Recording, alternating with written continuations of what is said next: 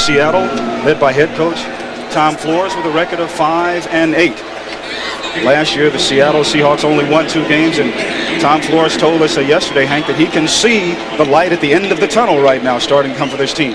And there's not a better guy for this franchise than Tom Flores. He's proven what a terrific coach he was when he coached the Raiders to 2 Super Bowl victories.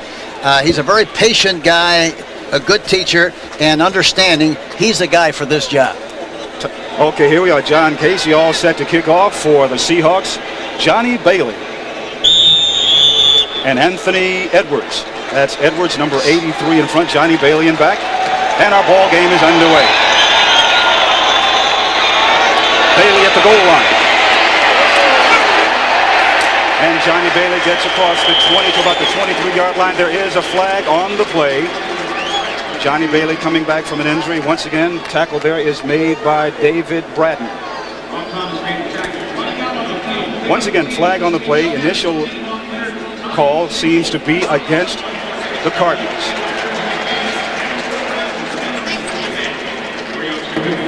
Legal block in the back, 38 on the receiving team, half the distance to the goal, first down. Referee Ron Blum. So it will be quarterback Steve Beuerlein leading the way for the Phoenix Cardinals this afternoon. 12 touchdown passes, 13 interceptions. It is 1st and 10 for Phoenix at their own 5-yard line.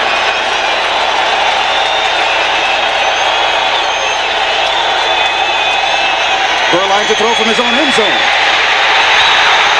And he throws it away incomplete. Pressure being put on by Jeff Bryant.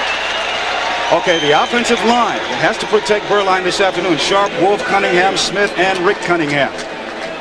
Backs and receivers, Ron Moore, Gary Clark, Ricky Kroll, Reeves, and Larry Centers. So immediately, Hank, we see where the Seahawks have put a lot of pressure, or can put a lot of pressure on Phoenix. Yeah, Cunningham the right tackle didn't do a very good job of blocking Bryant at all. He got in there fast. Flags on the play again. That's 2 flags very early in the game, which means either sloppiness or a lot of nervous anticipation. False start. All right, the defensive alignment now for Seattle. Tua Tagovailoa, Cortez Kennedy, Joe Nash, and Jeff Bryant. Murphy, Barry Wooden are the linebackers. And the secondary, Gray, Blackman, Robinson, and McLaurin. Gray and McLaurin making their start, the first start today. And you know, Steve Beuerlein really might try to attack them. On 2nd and 12, ball at the 3-yard line. Movement by the Phoenix Cardinals.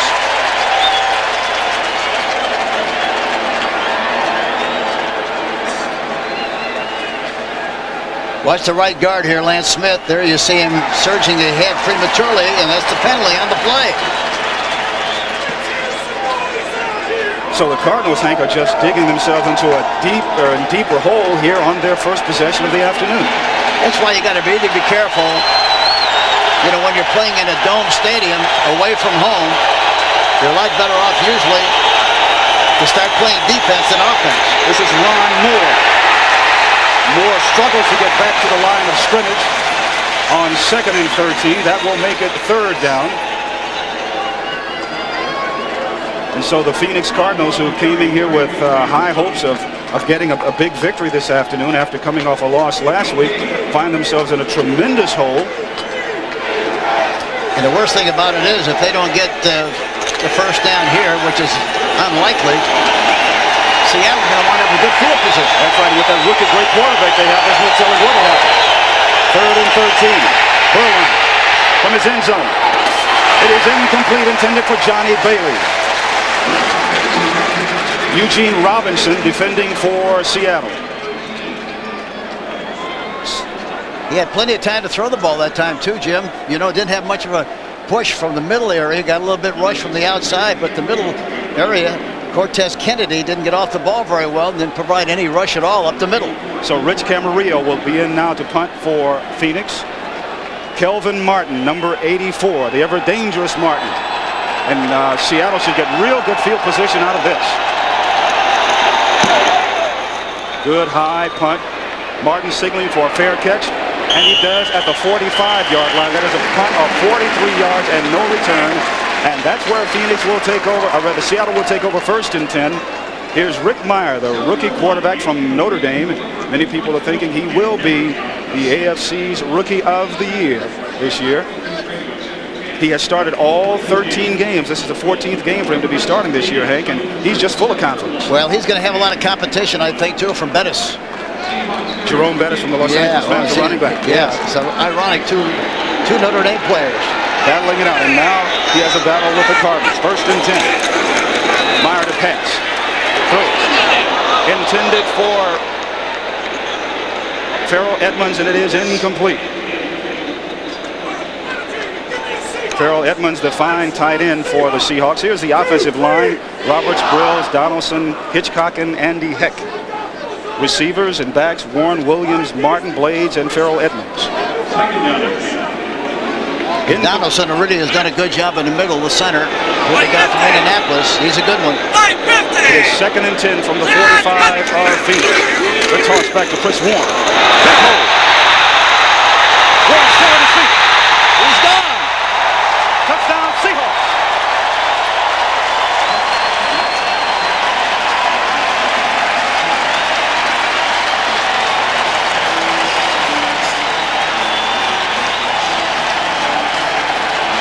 "45 yards for Chris Warren." And oh, Hank, I know you were talking about him at the beginning of the game, just on down on the field. Look at this now. They just pitch it outside. A good block. Good block by the fullback. And look at he runs right through a would-be tackler. Goes all the way in there for the touchdown. What a great way to start. And that's a great advantage of field position. In to attempt the extra point conversion right now, John Casey. So the Seahawks have electrified their fans on their opening drive. And Casey's extra point conversion is good. This is the longest run for Warren this season, 45 yards. And now the Seahawks have a 7-0 lead. And also the tackle, Williams does a good job of kicking Lynch out to the outside.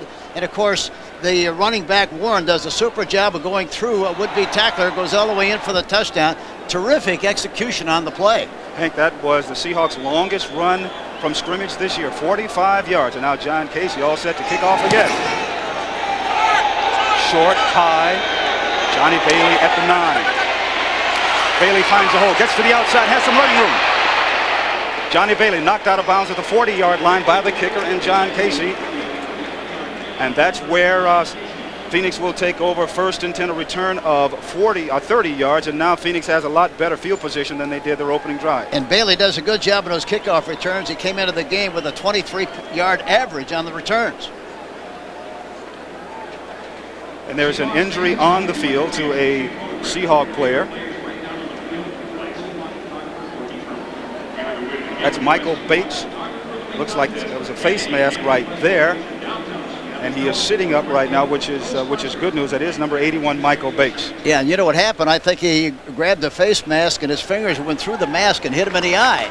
I think that's really what the problem is. He's rubbing his eyes, and that could be what happened on the play. You know, Hank, that happens a lot of times, and a lot of times people end up with a lot of broken fingers, getting them caught in the face mask and also the ear holes in the helmet. Yeah, and they're just grabbing to make a tackle. It's not intentional. They're just grabbing for something to make a play, and they get stuck in that mask, and that's what happens. And we take another look at it. Look at Bates now, number 81, coming in. Watch his hand. Look at the hand. Look at the hand there. See, hits him in the face mask, and I think in the process the hand goes through there and pokes him in the eye. Exactly what you were talking about. Another flag on the field. Hank, that must be 3 or 4 flags already, and we have 13 minutes and 37 seconds left to go here in the first quarter. Looks like a preseason game right now. With all the penalties, you wouldn't think at this stage of the season. False start prior to the snap, 61 offense, 5 yards, repeat first down.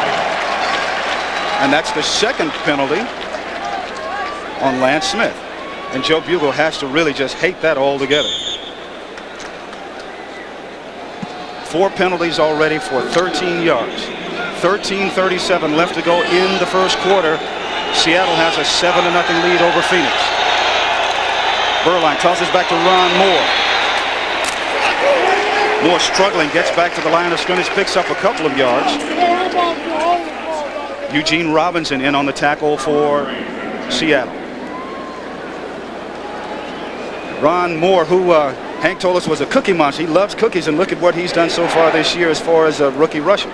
I wonder how many cookies he's had. He says he doesn't make any difference what kind. He likes all kinds of cookies. Yeah. He told us yesterday, you know, he hasn't received any cookies from anyone in the Phoenix area, but he's all welcome to all kinds. Yeah, he likes them like they're in a conveyor belt. Yeah. It just opens up and they fly right in. You better believe it. Here's Beuerlein on 2nd and 11. Throwing. Complete to Ricky Prohl. Prohl gets to the 45-yard line. Tackle made by Terry Wooden. So Steve Beuerlein, you know, when you talked about, you know, Seattle starting 2 new guys at the corners with they're starting especially Carlton Gray from UCLA. Beuerlein has to really kind of like that because he is a very good long passer. Yeah, I would be surprised, though, if Joe Bugel would permit him to take advantage of 2 kids in the corner. Oh, no, he would never let him do that. The other is Dave McClure, who's making his first start. 3rd and 3 at the 46.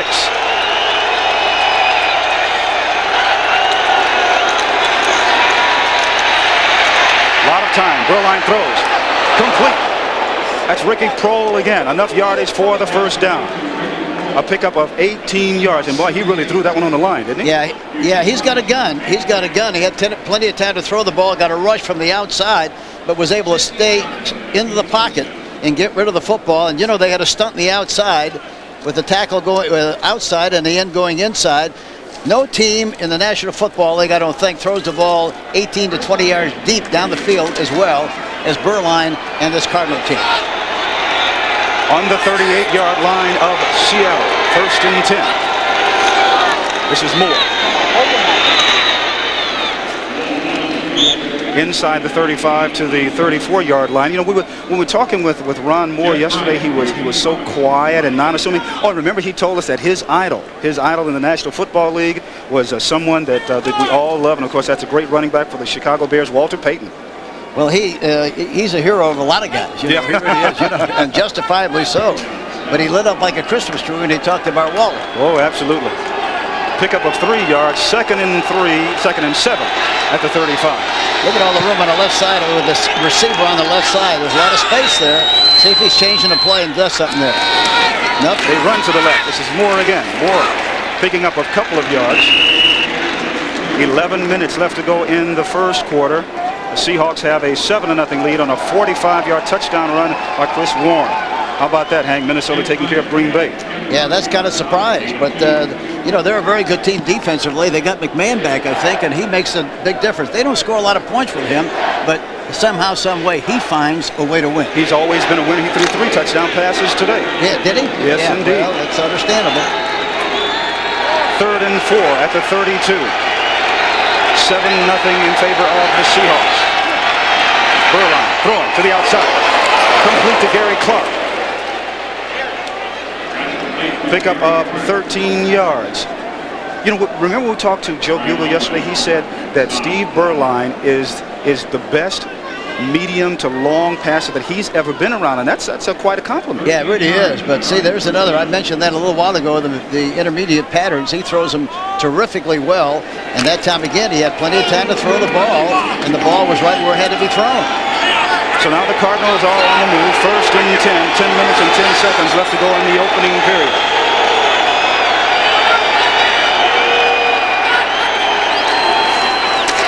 Play action, throws to the end zone, intended for Ricky Prohl, incomplete.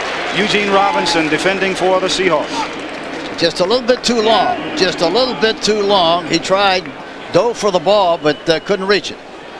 Watch it now. Look at Prohl come off the line of scrimmage. Makes an inside move, and the ball was thrown a little bit late, too, and a little bit too far out in front. Trying to take advantage of Dave McClure, who you said, no, Joe Bugel would never let him take it. No, not at all. No. And McClure's daddy was a great player. Remember Ken? That's right. Oh, absolutely. The Raiders. That's right. That's terrific. 2nd and 10 at the 19 of Seattle. Ron Moore down down to about the 15 to the 16-yard line. A much better drive for the Cardinals as opposed to their opening possession when they had like 3 penalties and had to punt. And as a result, Chris Warren went 45 yards for a score. And then the nice thing about this drive, Jim, as you know, is they're exercising patience. They didn't panic after they got the first touchdown, talking about the Seattle Seahawks. They're just going about their work, doing what they plan to do, and doing a good job of right now, maintaining possession of the ball, moving the chains. Now the important thing is they got it in to have to get it in the end zone. On third down, Randall Hill at the bottom of your screen. The blitz is off. Beuerlein thrown for a sack. Carlton Gray, number 26 from UCLA.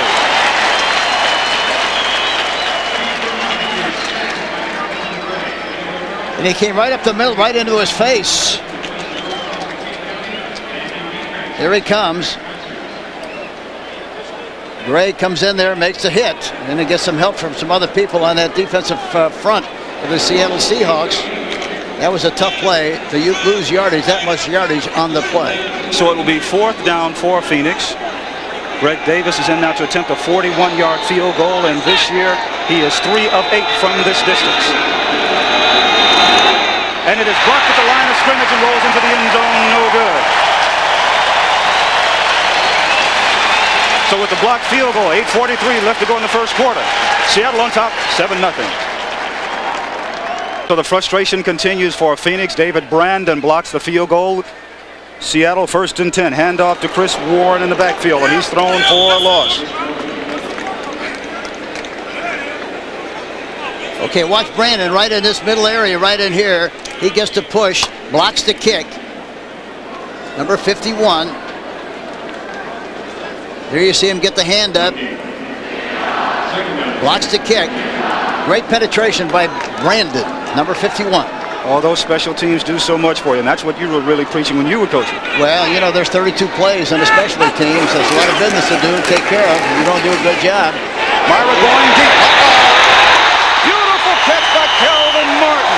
Oh, what a catch. Did he stretch out for that one? 41 yards.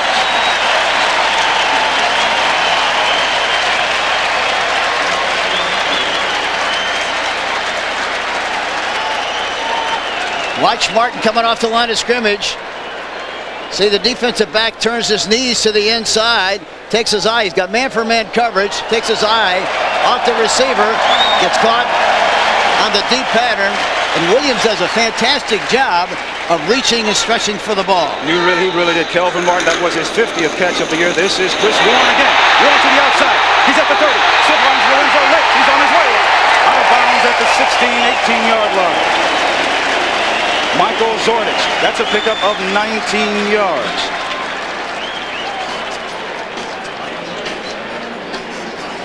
Coach Chris Warren is closing in slowly on 1,000 yards. He made it 1,000. Yeah, he made a great move there to the inside. That's a great illustration of the kind of vision. Keeps his head up, eyes open, and makes the cut. And that's the great thing about the I formation, being back there deep enough so you can take advantage of over-pursuing defenses. And so far this year, he has 968 yards rushing, 64 yards, and 1 touchdown today. 1st and 10 at the 18 of the Cardinals. Toss back to Warren. Hit about the 18-yard line, driven back there by John Booty. He's the kind of running back that really kind of reads as he runs, but once he makes up his mind, he just takes off. Well, he's a patient runner. You say he uses his blocks very well, sets them up extremely well, and then he puts on the burst, the afterburner. After he sees the cavity, he'll take advantage of it, jump in there, full steam ahead. 6 minutes, 30 seconds left to go in the opening quarter. 2nd and 10 at the 18 of the Cardinals. Seattle on the move again. Mirer throwing. Way over the head of Paul Green. Robert Massey defending for Phoenix. Massey really got turned around in that touchdown pass by Martin. Didn't he? You notice? Oh, he really did. And the thing that happened, you being the outstanding defensive back you were, you noticed right off the bat he's looking to the inside. Once he got even with him, instead of looking at the receivers, he's turned his back to the receiver, looked to the quarterback, and then lost him, and then the process got beat deep on the play. And that happens to every defensive back that's ever been in the National Football League more than once. You will get beat, but you've got to bounce back. And now the Cardinals are trying to bounce back. 3rd and 10. Mirer running. Throwing into the end zone, intended for Paul Green, and it is incomplete. And that's where Rick then was showing that great maneuverability that he has and has brought to this team. Well, the other thing about it is he expressed a great poise because he knows what the rule is. Once he gets outside of the tackle, he can intentionally ground the ball. He wasn't going to eat the ball. He got rid of the ball, and so it's incomplete. He doesn't use or lose any yardage on the play. So that will make it 4th down and a field goal attempt right now for Seattle. A field goal attempt of 37 yards for John Casey. And from this distance, he is a perfect 7 of 7 from 30 to 39 yards so far this year. His longest, as you saw, 53 yards. He gets it up. And it is good. So with the field goal, the Seahawks increase their lead to 10-0. Hank, Michael Bates is back. Yeah, he did. You know, he's back, and thank goodness because he got poked in the eyes on that coverage. He's okay now. Blurred vision and all. Here he goes, and he's the first one down again. Good high kick. Bailey at the 2. Down at the 12, 13-yard line, and Phoenix will be in deep trouble once again. Tackle made by Rob Thomas. Well, they're back in a goulash again. Oh, gee. Bad field position again. Watch Bates. Coaches were talking about him before the game. They think he's one of the very best. Most times, most teams try to put 2 people on him because he's that dangerous. Look at, he's sifting his way through the maze. Oh, got a late hit there. Gave him a little massage on the shoulder. Yeah, absolutely. There's Michael Bates, and they think he's going to be a fine wide receiver for them. 5:56 left to go in the first quarter. 1st and 10 at the 12.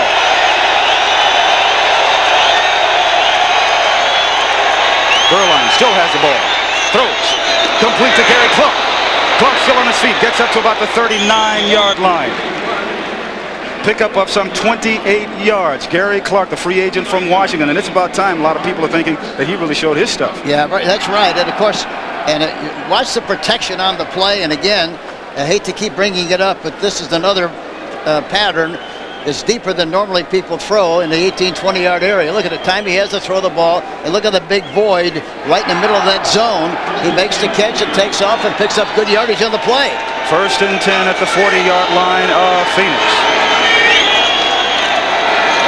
Play action. Beuerlein down the middle. Great defense by Doug McClure, intended once again for Gary Clark. Let's go to New York for an NFL Today update. Once again, here is Greg Gumbel. All right, Jim, at the Silverdome in Pontiac, Steve Young has thrown his 2nd touchdown pass of the afternoon. This one a 20-yarder to Sanjay Beach between 2 defenders. 49ers 14, Lions nothing. First quarter, Jim. And Hank, back to you in Seattle. All right, Greg, thank you very much. Well, that Steve Young is really on a roll, isn't he? Oh, he's hot. He is really hot. And he's so decisive. Boy, he's gotten to a stage where he is able to read the coverage on the first drop. He knows exactly where he's going to throw the ball. And right now, Steve Beuerlein is going to try and read the coverage of the Seattle Seahawks at 2nd and 10. Screen. This is Larry Centers. Centers just picks up about 1 yard before he's tackled there by Kevin Murphy. Cunningham, the center, had a chance to maybe help make him have a big play on the play, but he missed the block. And as a result, the defensive guy made the tackle. Couldn't tell who it was.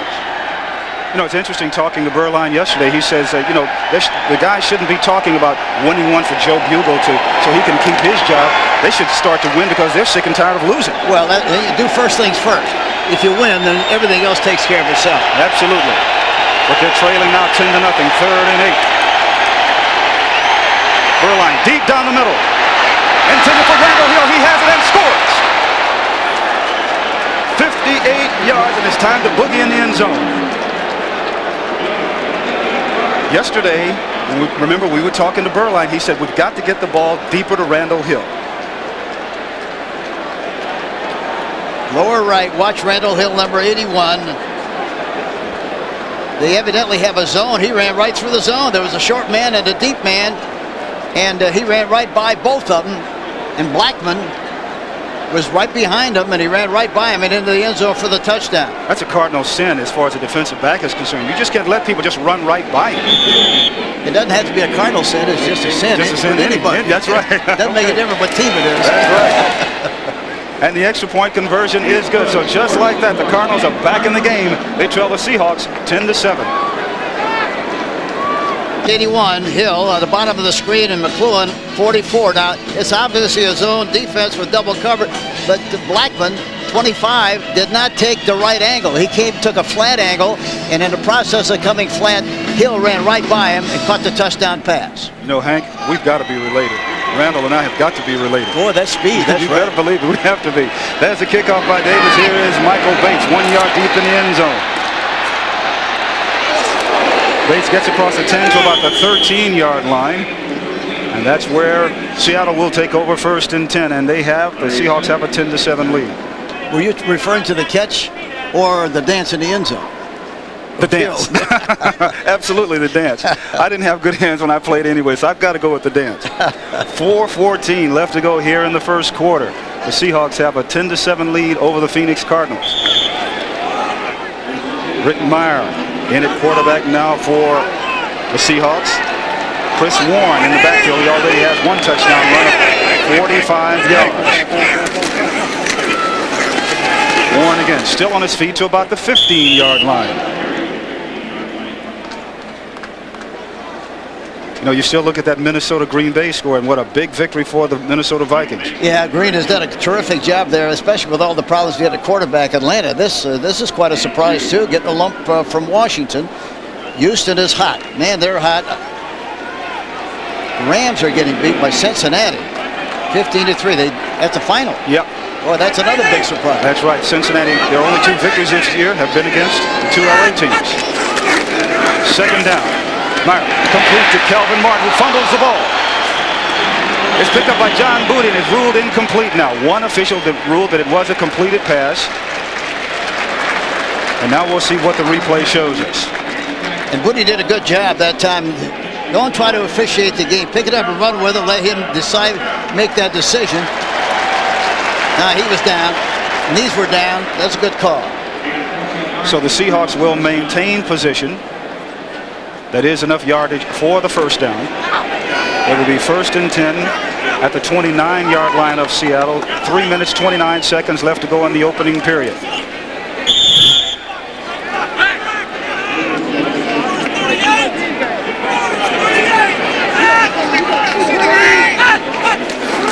A toss back to Warren. Good step at the line of scrimmage, and man, does he really turn it on once he makes up his mind. Just like you said, a patient runner. Yeah, he is a patient runner, and the nice thing about it is, as the running back, right or wrong, you got to make a decision, make it cut, and get it up the field. That's a pickup of 11 yards. Now look at this. Now look at this. He has a little stutter here, right in there. Really kind of a giveaway, takeaway leg deal, and picks up extra yardage on the play. So, and with that run of 11 yards, he has 980 on the season. He's going to reach 1,000 before halftime. Mirer, way over the head of Kelvin Martin, incomplete. Well, you talk about people fighting for postseason play. Here are the teams that have made the playoffs: the Giants, Dallas, and Houston, a division winner with their victory. Well, you know, you have to be impressed with the comeback job that Dallas did, losing early in the season, and Houston, the way they played early, and now they're one of the hot teams in the league. Isn't it amazing? They set Warren Moon down, and instead of him pouting and getting all angry and everything, he bounced back with a flourish. That's right. Oh, look at that. Boy, can you imagine that? That's more points that Buffalo scored than what they did in the last 3 games. That's right. 2nd and 10 at the 40. Warren again. Warren gets to about the 40-yard line. Tackle there made by Eric Hill, number 58. The offensive line, the execution of the offensive line has been very impressive, very outstanding by the Seahawks. Now, Eric Hill is a gentleman that Joe Bugle was telling us yesterday, Hank, that he feels Eric Hill is the best inside linebacker in all of pro football right now. Well, he has a great deal of respect for him, and I tell you, a lot of people in the league share that same impression of him. They like him very much. From the shotgun on 3rd and 9. Mirer complete to Paul Green. Green along the far sidelines and knocked out of bounds by John Booty. Why would they put the shotgun in the last couple of weeks for Mirer, Coach? Well, I think they fool around with it a little bit, and he liked it. He feels very comfortable with it, and for that reason, why you do what you have to do, and especially if it helps the person involved in that particular position. He kind of thinks it's an asset, so that's why they got him back there. Good. All right, 4th and 3. A minute 40 left to go in the first quarter.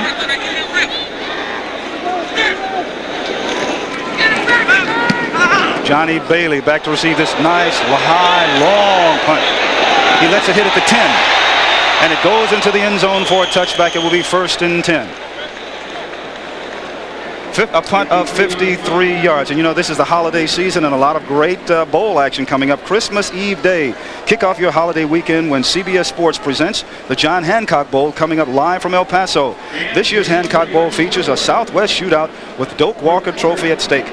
Byron Bam Morris of Texas Tech matching up against the multi-dimensional attack of the Oklahoma Sooners. That's Friday at 2:30 Eastern right here on CBS Sports.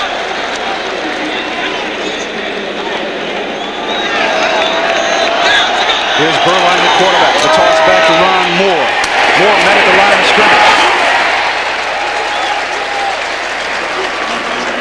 That defense is really starting to try and ignite things here for Seattle. Blackman got a shot right between the 2 and the 5 that time. Knocked him back a little bit, but he hung on. Still helped make the tackle. And one thing he did is what good tackling defensive backs are supposed to do, is get your whole body on the running back before he turns the corner. If he turns the corner, you're hurt. That's right, and you don't see many people wrapping people up like you used to do it, Jim. Used to try to do. Yeah. Right, there you are. 2nd and 9. 45 seconds left to go in the first quarter. Beuerlein to Larry Centers. Centers to the 27-yard line. Robert Blackman in again on the tackle, along with Terry Wooden. Centers is their go-to guy. They like him. He came into the game with 47 catches.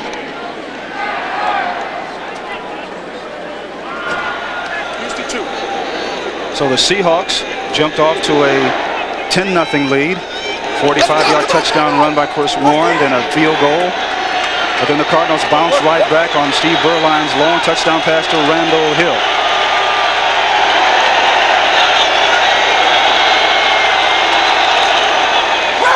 This is Centers across the 30. Centers gets to the 33-yard line. Tackle made by Natu Tuatagaloa. And that is the end of the first quarter with the score: Seattle 10 and Phoenix 7.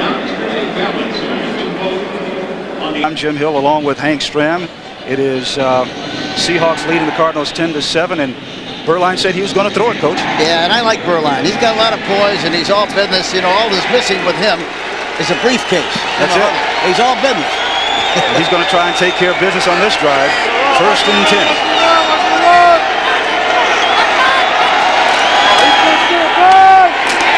Plenty of time throws, complete to Gary Clark. Clark gets up to the 40-yard line. So in talking to Steve yesterday, he was saying that if there's any players on the team that talk about they want to win it for Joe Bugel, then that's kind of a cop-out. They should quit doing those kinds of things. And as you mentioned, winning takes care of everything. Yeah, that's the only thing you got to worry about. If you win and play like you're supposed to win or supposed to play, then good things are going to happen to you. And that should be the ultimate goal. Just play the game like you're supposed to play it and do the best you can. Everything else will take care of itself. 2nd and 2 at the 41. Boy, look at that big hole on the left side. Play action. Oh, Beuerlein fooled everybody. Throw. Boom. What a great defensive effort there by McLaurin. Intended for Gary Clark. Clark did a poor job. Even though he was out of bounds, that ball was flying in the air. He should have reacted and tried to make the catch anyhow. You never know where you are. You got to know where you are. In other words, maybe he didn't come back for the ball. Well, even after it was deflected, went up in the air. He just kept going out of bounds and no response to the tip ball at all. So Doug McLaurin making his first start of the season. Raiders leading Tampa Bay, the silver and black. They're still in the playoff hunt, second and first. And they got a lot better team than their record indicates. They're going to be a snootful before the season's over. They got 2 more games left, including this one. They got to win this one first. Beuerlein. Good catch by Clark. So where Garrett Clark didn't make a great effort on the previous deflection, and he went high for that one. Yeah, anytime you run a hitch pattern like you just ran, you want to, if you can, throw the ball right at the numbers. You don't like for him to have to leap up into the air because it takes a lot of time for him to get back down on the ground and then reverse, turn upfield and try to make yardage on a play. If he just caught the ball and turned, he'd have made more yardage. And it seems like Beuerlein is trying to spread the wealth around to all of his receivers and backs and not just go to 1 or 2 individuals. Yeah, look at all the room the receivers got on this right side, the right corner. Now he's going in motion. Cole is. Flags on the play. That was Kevin Murphy, who was obviously offsides.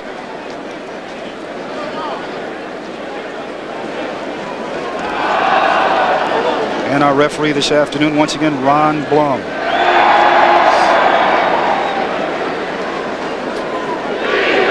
Tom was very calm and collected before the game on the sideline. He always has been. Yeah, he always has been. Not many people realize he played on our championship team.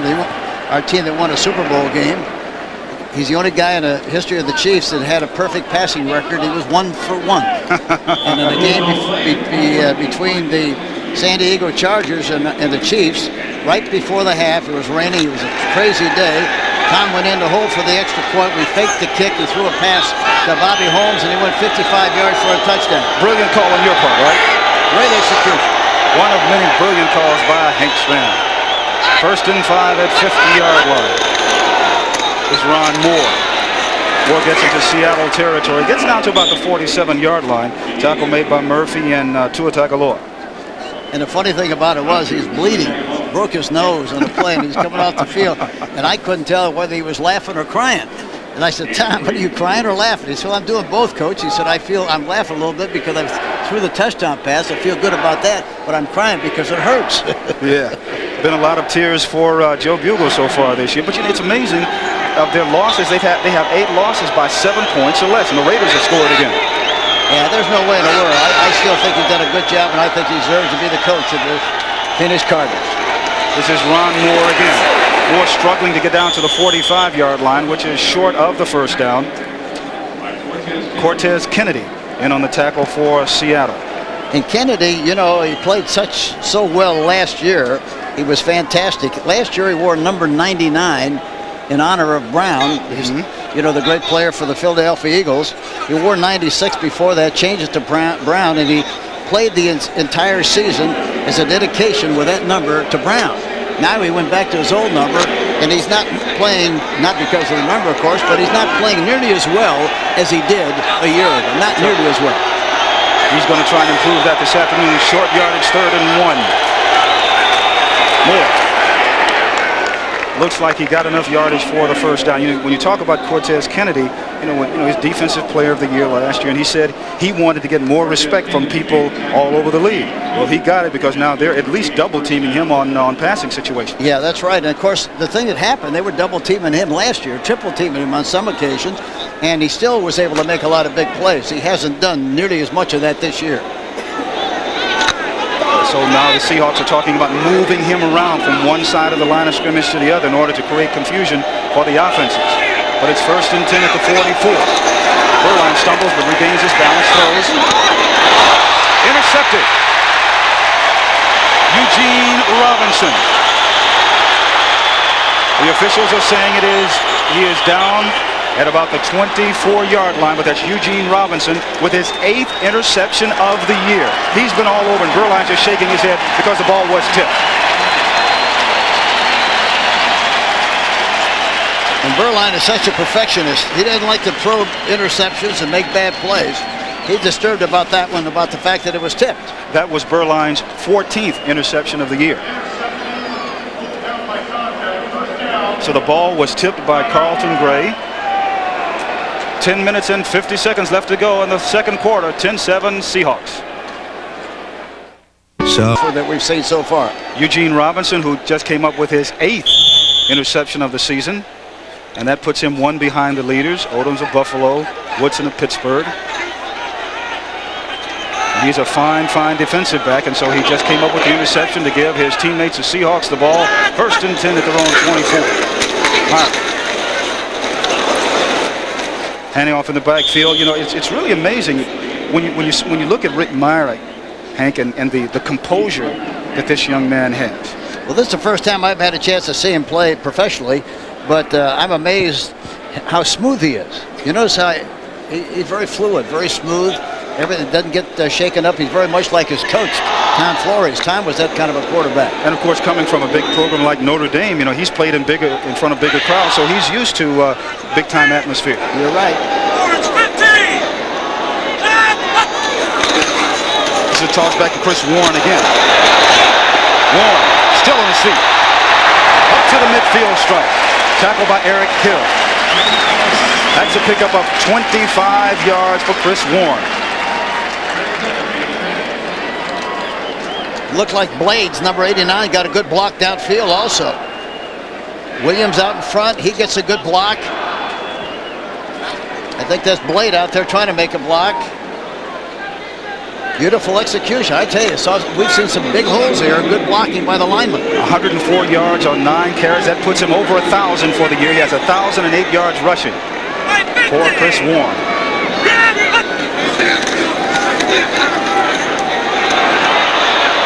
Mirer still on his feet, and he finally tackled. Tackle made by Reuben Davis. That's the 2nd straight year that Chris Warren has rushed for over 1,000 yards. And you talk about steady. That's exactly what he is. Yes, steady, dependable, and an outstanding athlete. And that time, Freddie Joe Nunn that time had a shot at making a sack in the backfield, but missed the tackle. Warren is the kind of guy that has made and is making and will make a lot of people miss tackles. It is 2nd and 17. 9:03 left to go in the first half. That's what happens if you try to tackle him high. You got to tackle him low. Ooh, look at that big hole inside. He went back into the crowd. Lorenzo Lynch in on the tackle for Phoenix.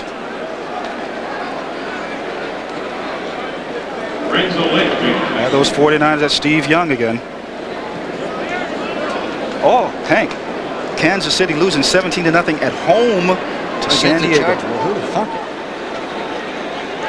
And don't you know the Raiders love that score because they're leading Tampa Bay? Oh, they're all smiles. I guarantee you, they're all smiles. That AFC Western Division is really has a potential of tightening up. Well, if Kansas City loses, Denver's already won. If the Raiders win, it'll be a 3-way tie. That's right. Here's Mirer being chased and just throws it away. And that's where the new rule this year comes into effect, Hank. Now, we talk about the AFC West and how, it's really all boggled up. And look at this. Yeah, that's right. Look, we just talked about that. Kansas City 9. Denver's got 9 wins. And if Kansas City loses today, they go to 9-5, 9-5. The Raiders look like they're going to win. They'll be 9-5. So it'll be a triple dip, 3-way tie. Well, you talk about the tension building in the last 2 or 3 weeks of the season. That's what's going to happen. Rick Tootin is in now to punt for Seattle. He has a 44-yard average. Johnny Bailey back to receive for the Cardinals. Bailey signaling for a fair catch. There are flags down. The ball hits at the 20. Bailey grabbed it and tried to run after he signaled for the fair catch, and there are 2 flags on the field. There's a flag back at the line of scrimmage, and then another flag down where Johnny Bailey had signaled for a fair catch, caught the ball, and then tried to run. The only thing about that is the ball hit the ground first, didn't it? So that would... Yeah, the fair catch is off, and now it becomes a free ball for him to catch it and on the bounce and run with it. Unless they change the rule this afternoon. Well, here's referee Ron Blum, who's going to explain it all. Running into the kicker foul is declined. First down. Timeout. Okay, there's a commercial and a timeout on the field. Commercial coming up. We'll be back. Gary Clark is fussing, as he always has, but finals around the National Football League today, Hank, and of course, Washington taking care of Atlanta. But, you have to look at all. Buffalo taking care of Miami. Well, how about New England giving Cleveland a little lump, too? And look at Pittsburgh losing to Houston. Minnesota. And this surprised me, Washington beating Atlanta after they played the last few weeks. Beuerlein now 9 of 16 for 143 yards, 1 touchdown and 1 interception. 2nd and 10.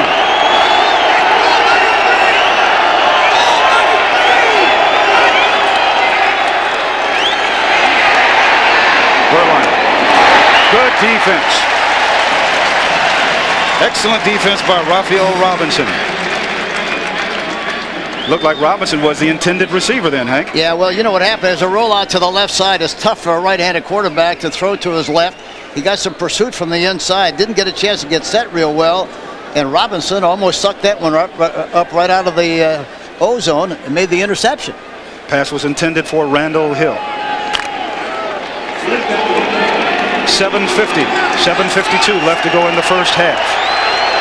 3rd and 10 at the Cardinal 13-yard line. Complete to Centers. Across the 20. Enough yardage for the first down. Brought down from behind as he gets to the 32-yard line. A pickup of 19 yards, tackle once again by Raphael Robinson. And center did a good job of acting on the play. Comes in for the left side. We'll watch it in here in just a minute. Watch 37. He'll sit in the middle and say, looking at, watching those linebackers. Then the linebackers come.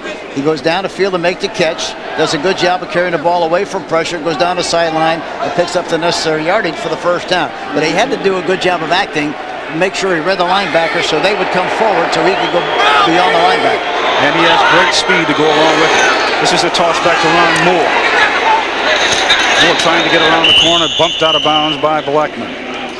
I tell you, this Seahawk defense, you got to be impressed with the way they're playing this afternoon. It's amazing, Hank, because every time there is a tackle made, when it's, relatively close to the line of scrimmage, you always see 4, 5, maybe 6 or 7 blue jerseys around the ball carrier. Well, Rusty Tillman has done a good job with the defense, and of course, my old friend and my old coach, Tom Catlin, who has been here for an extended period of time, one of the very best defensive coordinators in the game, has also had a lot to do with the way they play defensive. And Tillman told us yesterday he likes the way his team flies around to the ball. 2nd and 7 at the 35. Beuerlein intended for Gary Clark, and it is incomplete. Carlton Gray defending for Seattle. And they're getting a pretty good rush with this, just a 4-man rush too, Jim. And that's kind of unusual, wouldn't you think? Yes, it is. But that's what they're doing right now. They're rushing 4 and dropping the rest of them off. And you talk about all business, and Steve Beuerlein, he had his game face on yesterday when we talked to him. 6:43 left to go in the first half. Beuerlein going deep. Ricky Curry. It's just too long for him. Beuerlein is he is so angry at himself for that. Well, he's really upset, isn't he? I don't know why they don't do more of that, really, because McLuhan's he's a safety, really, right, playing on the corner. They ought to give him a lot of business. He's very deep off the ball, about 8 yards deep. He just ran right by Carlton Gray. That's right. Well, we'll see if they come back to that the next time they get the ball. But right now it's 4th down. Kelvin Martin is back to receive deep for the Seattle Seahawks. This is Rich Camarillo. The 43-yard average now kicking for the Cardinals. Good high, long punt. Martin at the 12. Gets by the first group. Camarillo saved the touchdown. Larry Centers, a punt of 58 yards and a return of 33. So with that, 6:24 left to go in the first half. We'll be right back. 85, Derek Ware, he's coming down. Now look, he goes to the inside, he gets an arm on him, but he goes right through the arm, Martin does. You look at Camarillo here, slows him down, the kicker slows him down, or else that'd change the scoreboard.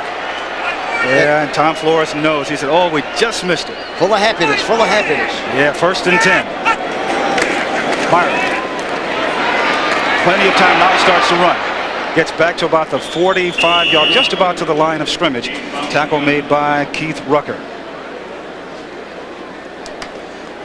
This is the first time I've had an opportunity to see the Seahawks this year, but they're playing very solid, very sound football, reacting very well to what they see, executing well, especially from a running standpoint. And Tom was doing a good job with the run part of it because he's protecting his quarterback. That's right. You saw Mirer checking off the list there on his wrist with the list of plays. Pickup of 1 yard, 2nd and 9. Here comes the reverse. Flying blades. Tackle made by Eric Hill, a pickup of 10 yards. Well, that's a good way to slow down the rush and the pursuit. You know, they chase and they chase and chase. They need something. Look at that defense chase. See, and all of a sudden they outrun the containment, and he does a good job of picking up yardage and a first down on the play. A lot of people have the mistaken impression that if you don't go for a touchdown on the reverse, it's not a good play, or a screen. It doesn't make a difference as long as you execute the play properly, make yardage on it. It does make a difference because it creates a burden on the defense. And move the chains. Here's Chris Ward. He's going to move the chains again. Oh, my. Hank, when he runs a 40-yard dash, he runs like a 4.2, a 4.3 40-yard dash. Yeah, look at the big holes we're seeing here this afternoon. The tackle on the guard pulling. Look at the nice hole, and he makes a good decision when he got into the hole. Picks up another nice gain in the play. It's like you said many times before, you cannot arm tackle this man. He's had 11 rushes for 116 yards. You need plenty of help when he gets the ball. Mirer throws, intended for Blades, and it is incomplete. Look at the 49ers are still sizzling, and that play action pass that time by Mirer was a very poor fake. Very poor fake. Look at San Diego 17-7, Raiders 14-7. Tampa Bay gets back in the game.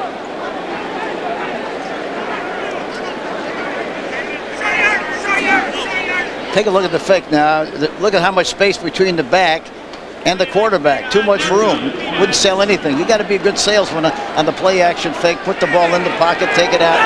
And if the guy does a good job of faking, he should be tackled. Listen, John L. Williams trying to throw. Intended for Paul Green. So John L. Williams, who this year was voted the offensive captain for the 2nd straight year, tries to throw. That looked like the last shot of the Roman candle. Look at this. There it is. Look at this. He doesn't know for sure. Throws it upside down. Good coverage on the play. Coverage by Lorenzo Lynch. And Lynch is a very good defensive back and a great tackler. Yeah. Good force man. 4th and 1. 4:19 to go in the first half. The ball is given to Chris Warren. And, of course, the Cardinals are saying he did not make it. It looked like there was a little hesitation on the snap between the quarterback and the center. And as a result, it delayed the progress of the play a little bit. Maybe we'll get another look at that and see if that's what happened. But Warren indeed did not make it, and the Cardinals will take over 1st and 10. Let's watch the handoff. Yeah, you see yeah, he thought he dropped it, and as a result, it slowed down the process of the whole play. You see it? And just that much cost him the first down. Yeah, especially when you just need a few feet for a first down or a yard. You can't afford that kind of delay. So we have 4 minutes and 14 seconds left to go in the first half, and Joe Bugle is, I'm sure, pleased with that because now it gives his offense the ball in decent field position. The Cardinals have the ball 1st and 10 at their own 35-yard line. The Cardinals trail the Seahawks 10-7. We might see a reverse here. There you go, Hank. You called it. Terrific throw, but of course, the Seahawks were thinking just like you. It's amazing. It's amazing the way you call this stuff, huh? Oh, gosh. Boy, what a great reaction on the part of the defense. Look at this now. He's in motion. Goes beyond the tight end. Then he comes back around on the ring around the Rosie play. But look at the backside pursuit. They maintained good containment. Nobody chased. They came right up the field, and anytime that happens, you've got no chance of that reverse. Joe Nash and Jeff Bryant on the left side of that defensive line for Seattle. 2 veterans. 2nd and 13. Beuerlein throws. Oh, that's Gary Clark. Oh, what a catch.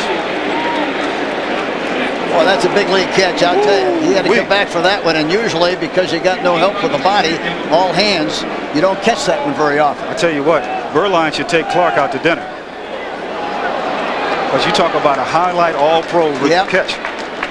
Here we end. See, he squats in the void here. The ball is thrown a little bit outside after he settles, but he's still reaching. Now look at Beuerlein. Right about the time he got rid of the ball, he gets a little massage too and winds up in his pants. It is 3rd and 1. Play action pass. Beuerlein going down the far sideline. Knocked down by Eugene Robinson. The pass was intended for Derek Ware. So Eugene Robinson almost had his 2nd interception of the day. Do you agree with that particular call, play action pass like that? Well, if it didn't work, I wouldn't agree with it. If it hadn't worked, I would have thought it was great. But I think somebody, no, really, sincerely, I think somebody got a piece of him. He didn't have a chance to step and throw and follow through. Didn't have enough on the ball, and that's why it hung up there like a helicopter. Look at this. See the hand coming right in. Oh. See? Or did he take a chop? Yeah, he really got a hit, and as a result, it obstructed the shot on the arm. On 4th and 1. That was 3rd. This is 4th. Tell you what, Kevin Murphy came up and looked like he tried to stop the first down attempt by Seattle. There was no surge whatsoever. You talk about the defense coming off the ball better than the offense. That's what happened with Seattle, and that's what caused the missed first down. Well, that could be costly because now they've got good field position. I'm talking about the Seahawks, and they got a great opportunity to get some points.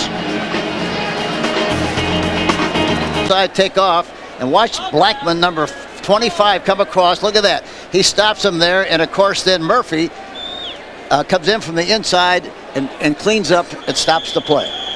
There's Blackman, who had a great effort then to stop Ron Moore from trying to get the first down. Boy, that was really a big league play. Oh, it really was. Taking out Garth Jacks. Terrific. 1st and 10 at the 44 for Seattle. They lead Phoenix 10-7. Chris Warren again. Warren gets just about to the line of scrimmage, maybe picked up a half a yard. Tackle there made by Keith Rucker.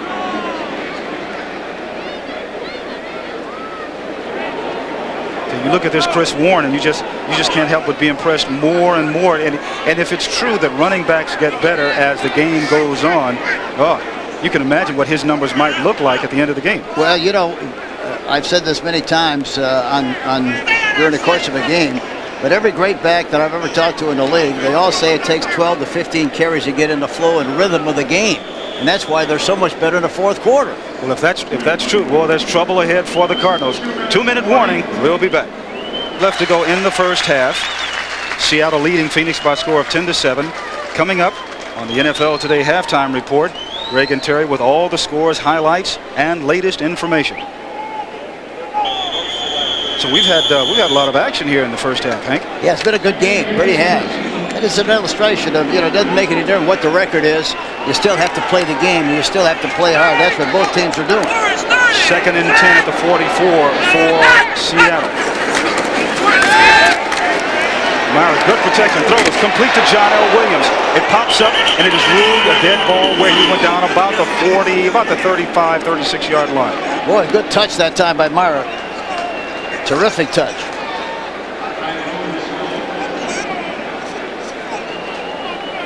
Now, Hank, this is football right here. You like this? That's his hit. Oh, yeah, that'll cause you to go get some Excedrin at the end of the day. 3rd and 2, ball at the 36-yard line. Comes back to Chris Warren again. Warren gets into about the 34-yard line. Lynch did a good job that time. He got knocked to the outside and then came back in and helped make the tackle for the backside, number 29. Michael Zordich, number 38, also in on the tackle. 1:34 left to go in the first half. The Seahawks leading the Cardinals by a score of 10-7. Seattle now with 3 wide receivers in the game. And the handoff to Warren. He's just bowling his way over folks, Hank. 1:17 left to go. Seahawks leading the Cardinals 10-7. Somebody's going to go to the party and somebody's going to go home. Somebody's going to have a little recess and then go right into the playoff. There you go. 2nd and 4 at the 28. The 28-yard line of the Cardinals. Good poise by Mirer. Flag is down, throws. This is complete to Blades, still on his feet. Blades gets down to about the 13-yard line, but once again there is a flag on the play. You really have to admire Mirer then and the poise he continues to show despite the holding penalty. Yeah, even on that shot. See, look how cool, calm, and collected he was. Very poised and still got the pass off, but there was a holding penalty on the play. 76 offense, 10 yards from the previous spot. Repeat 2nd down. Here we see it again now. Watch the right guard on the left side of the screen. He's the one that's holding on the play. Look at all the time he's got. Good. He maintains good control and possession. Dumps the ball off, but there's a penalty on the play. And it's called back. That was against Billy Hitchcock. He didn't have to hold, Hank. No. He has a black belt in karate. No sense in him holding anyone. Yeah, but he can't do that unless he's got the belt on. Yeah, that's true. 2nd and 14. Warren again. Oh, he almost just ran over Robert Massey. Yeah, Massey's down on his hands and knees, and Warren is just nonchalantly walking on back to the huddle. Yeah, like somebody threw a marshmallow at him. That's right.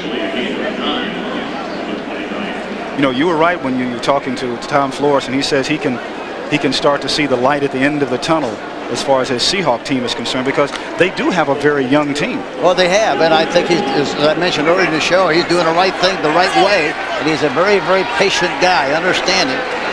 He'll blow a fuse every once in a while, but basically he's under control. Mirer, intended for John L. Williams, and it is incomplete. You know, you talk about this Seahawk team and how young they are. They have 7 #1 draft choices, 6 number 2s, 19 free agents, 36 players with 5 years or less experience on this team. Well, here again, you know, coaching is 3 things: accumulating talent, assessing talent, and making the talent play and win. And that's exactly the formula that he's on schedule, and he's doing a good job in that category. 4th and 5. This will be a field goal attempt of 47 yards for John Cassay. John Cassay, and from this distance, he is 2 of 4 so far this year. High enough, and it is good. So the Seahawks increase their lead to 13-7. Somebody that isn't used to receiving a kickoff might stumble around and fall and maybe create a fumble situation. Or the other course is you want to kick it up in the air as high as you can in good coverage and make the guy maybe make a fumble, make a mistake, and recover and still get the chance for a field goal. Let's see what they choose to do. With 54 seconds left to go in the first half. Michael Bates has put on a shield there. Coach, you can see after getting his finger stuck in his eye, he has a little protection on right now. But he's doing the latter, Hank. He's kicking it high and deep. He can get high. This is Johnny Bailey at the 2. He gets to about the 14-yard line, and that is it for him as he goes down. 50 seconds now left to go in the first half. That tackle made by Freddie Joe Nunn. So now Steve Beuerlein. You know, it's amazing. The Cardinals have struggled and struggled. They've shown some sparks of coming to life, but they only trail by a score of 13-7. Yeah, that's just one play away from being back in business. And as we all know, they can strike in a hurry. As they Beuerlein can. That's right. They certainly can. threw a touchdown pass to Randall Hill. Hill coming to the bottom of the screen, along with Ricky Prohl and Gary Clark at the top. 3 wide receivers in now for the Cardinals. Beuerlein across the middle to Larry Centers. Centers tries to dive for enough yardage for the first down, but he is a little short. 40 seconds left to go. Cardinals trying to hurry up and get downfield, but there is a stoppage of the clock right now. One of the Seattle players is walking off very slowly. That's Antonio Edwards, number 67.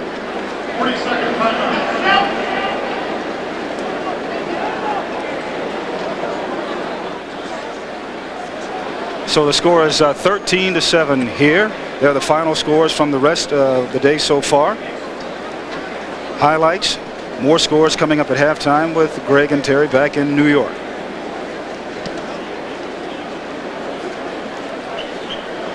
It's really amazing, Hank, sometimes, and it's happened to me. You know, you get hit in the head and the trainer comes out and he asks you, who you are, where you are. Bunch of silly questions, and Well, you don't know the answer to any of them. You talk about a silly question. I went out, we were playing the Jets one year, and I ran out in the field. Mike Garrett, our great little back from Southern California, Heisman winner, athletic director now of Southern California. He runs a sweep in front of our bench, and he got hurt on the play, and I ran out, and I said, "Where'd you get hurt, Mike? Where'd you get hurt?" He said, "Right here where I'm laying." So you never know what they're going to say. Oh, gee. But we're happy to see that he is walking off on his own power. There are hundreds of stories like that around the National Football League, and that's just one of them. 37 seconds left to go in the first half. Seahawks leading the Cardinals 13-7. Cardinals are still very, very much in this game. Seahawks have dominated, but they're still in the game.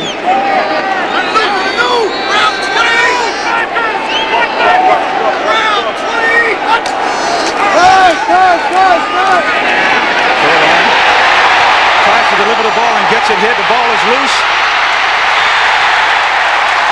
And I think it was Cortez Kennedy that knocked the ball down. Got a tipped piece of the ball. I couldn't tell for sure. And Tua Tagovailoa comes up with the fumble recovery. Yeah, I thought, let's see what happens here. Let's see if that's who it was. Kennedy is 96. That might have been 95. I don't know. Let's see.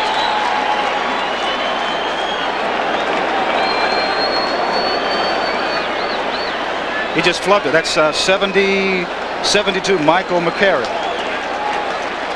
And Tua Tagovailoa comes up with That's what the fumble happened. recovery. And it looked like he, he had it in his hand and maybe he got hit down low and just lost grip on it. That's what he did. Lost control of the ball. And so now the Seahawks have the ball. 28 seconds left to go in the first half. First and goal at the 5. Good time for a play action right here. But they're going to pass instead. No play action involved. Mirer into the end zone. It is too high and wide for Blaze. So you got a better chance for the play action. They've been running the ball very, very well. You're going to hold some people because they expect on first down you might run the ball. And as a result, the play action would have been super. But it's easy to look at that from up here and make those kind of calls. Fritz Shermer, fine defensive coordinator for the Phoenix Cardinals. One of the best in the business. He came up with the new defense that they have, the big nickel. Oh, sure. He's been a terrific coach in the National Football League. Myers 4 of 12 for 68 yards. This is Warren. Down to the 1.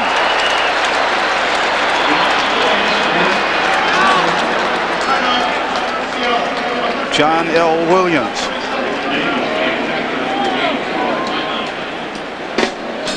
John L. Williams is running the ball down to the 1-yard line. And of course, John L. he was a former #1 draft choice. Has a little smile on his face. Yeah, and he's caught a lot of balls. He hasn't run the ball nearly as much as he used to, but he's catching a lot of balls. He has 2 rushing touchdowns so far this year. He's caught 1 pass for a touchdown so far. And as we talked about, he was voted the captain of the offense for the 2nd consecutive year. And it's kind of unusual. Or is it unusual to vote for a running back as your offensive captain? Yeah, it really is. You don't see that happen very often. You really don't. You see a lineman. Usually a quarterback will be one of the captains. But very rarely do you have a running back as a captain. So Rick Mirer, who has started every game for the Seahawks this year, has an opportunity now to put them on the scoreboard again with 15 seconds left to go in the first half. It's 3rd and goal at the 1. John L. Williams and Chris Warren in the backfield. Play action, like you called, Hank. Into the end zone for a touchdown. Farrell Edmonds.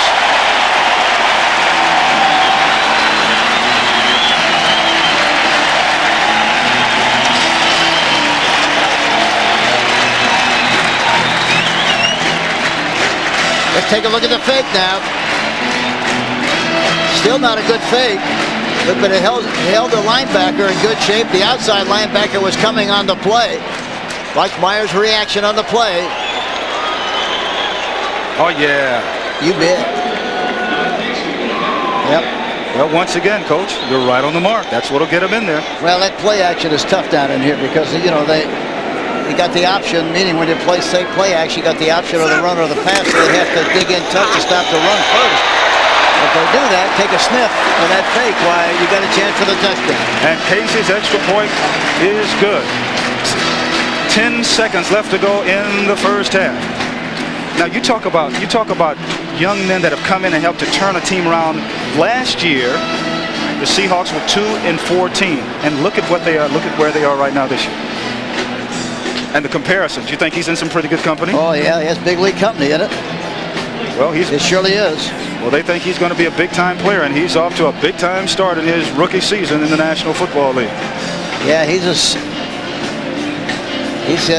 smooth as silk. There's no question about that. I can't get over how much poise he has.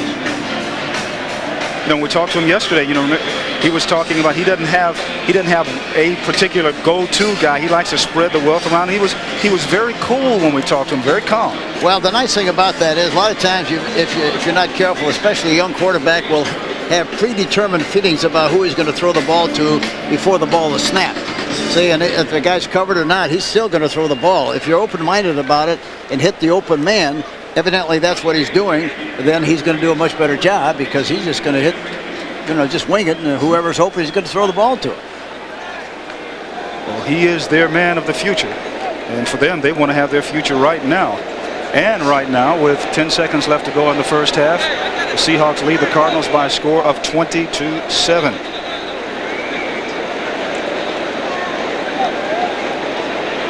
Anthony Edwards and Johnny Bailey back to receive Casey's kickoff. Low line drive. Bailey at the 9. Stiff arms and is brought down and goes out of bounds at the 35-yard line. 5 seconds left to go in the first half.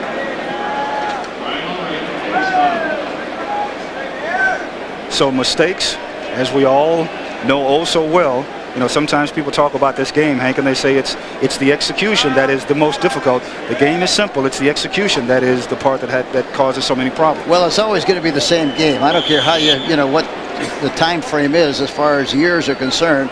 It's always going to be the same game: blocking, tackling, and execution. That's all it is. Emotional intensity on the part of the players, but that's what the game's all about. Mirer.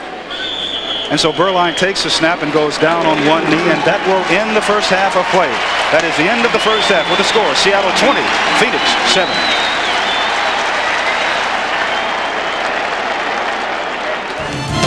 CBS Sports coverage of the National Football League is sponsored by Oldsmobile, Budweiser, Beechwood aged for a crisp, clean, classic taste. The people at Nike who encourage you to just do it. Really a surprise, because both of those teams have great backs, and they have both done a good job of running the football. It's a surprise that Phoenix hasn't run better, but it's a great compliment to the... CBS Sports coverage of the National Football League is sponsored by Oldsmobile, Budweiser, Beechwood aged for a crisp, clean, classic taste. The people at Nike who encourage you to just do it. Really a surprise, because both of those teams have great backs, and they have both done a good job of running the football. It's a surprise that Phoenix hasn't run better, but it's a great compliment to the Seattle Seahawks defense. And the quarterback comparisons. You have a Beuerlein 12 of 23, 183 yards, 1 touchdown, 1 interception. Rick Mirer 5 of 13, 69 yards and 1 TD. But when you think about the running, and that is the big difference, you have to think about Chris Warren, who has gone over 1,000 yards in rushing today, and what an outstanding job he's done. Well, he's just been fantastic, and I didn't expect that. I heard about him, but I hadn't had a chance to see him, but he's been amazing. Okay, it is Michael Bates back to receive the kickoff to begin the second half. Bates, 1 yard deep in the end zone. Gets into trouble at the 10 and gets to about the 11-yard line. And that's where they will take over 1st and 10. You know, we talked about Chris Warren and the outstanding day that he's had so far. Here's that 45-yard touchdown run. Watch the run here now. Williams did a good job of blocking on the play. Look at Warren go all the way in there for the touchdown. Terrific execution on the play. Great blocking at the point of attack. Warren in the first half, 16 rushes for 133 yards and 1 touchdown that you just saw of some 45 yards. The other thing that's been a big factor in this game is the field position. In the first half, Phoenix had to go 80 on every one of their drives, and Seattle only 56. Here's Warren getting his first carry of the second half. Gets across the 10 to about the 11-yard line. Reuben Davis in on the tackle for Phoenix.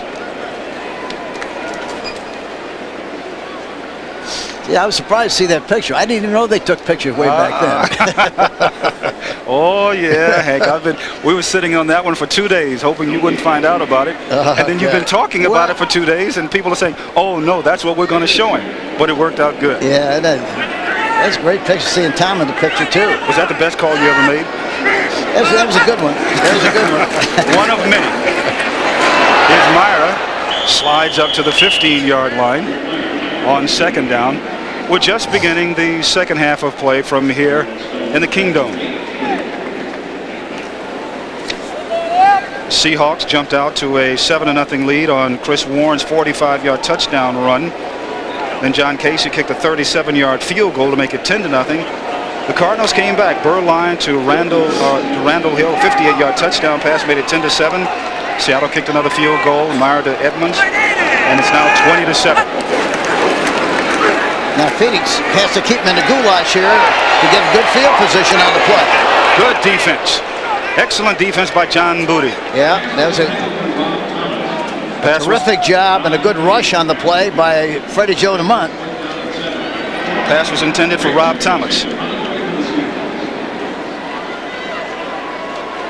Came right through him. I don't know where that right hand was, but evidently he didn't hold on the play or give him a shove in the back on the play. So Rick Tootin is in to kick now to punt on 4th down. Johnny Bailey. Another good high, long punt. Bailey at the 33. Whoa! Still loose. Seahawks have it. Michael Bates. Flags down.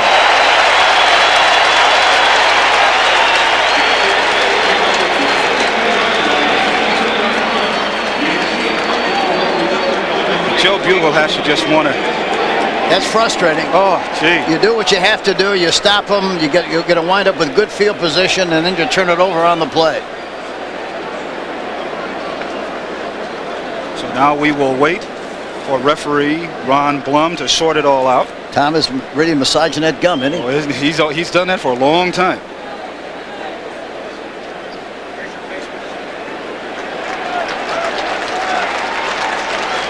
Fumble recovered by the kicking team. On the return by the kickers, there's a 5-yard face mask. Number 85, Phoenix, 5 yards from the end of the run, first down. The penalty against Derek Ware. Now here's Johnny Bailey on the return. And now he's coming through and makes a decision, goes right through the pile, but the ball just slipped right out of there. He just lost it. He didn't have good control of it at all. And Ware now, there's the face mask. Derek Ware, number 85. And it's a good thing Bates had that shield on, because that would have been the second time today he would have gotten stuck in the eyes or the face. I went to a high school game and saw the game, and they had a face mask penalty, and the guy said it was a gum grabber penalty. That's Chris Warren on the carry. Tackle made by Reuben Davis and Eric Hill. 13 minutes left to go in the third quarter. The Seahawks have a 20-7 lead over the Cardinals. Tracy Johnson, number 43, is in the backfield now with Chris Warren in the Seahawk backfield.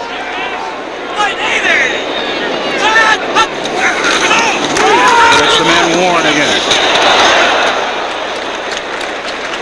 Oh, Michael Zordich in on the tackle for the Cardinals. Watch Williams. Williams makes a great block. Look at this good shot right there. No, it wasn't. I thought it was 42. It was 43. Made a great block on the play, and Warren does a good job of picking his way through the hole and making yardage on the play. Good block there by Tracy Johnson. Boy, Tracy really got a good block. Oh, he really did. He just put Lorenzo Lynch right on his backside. 3rd and 1 at the 32 of Phoenix.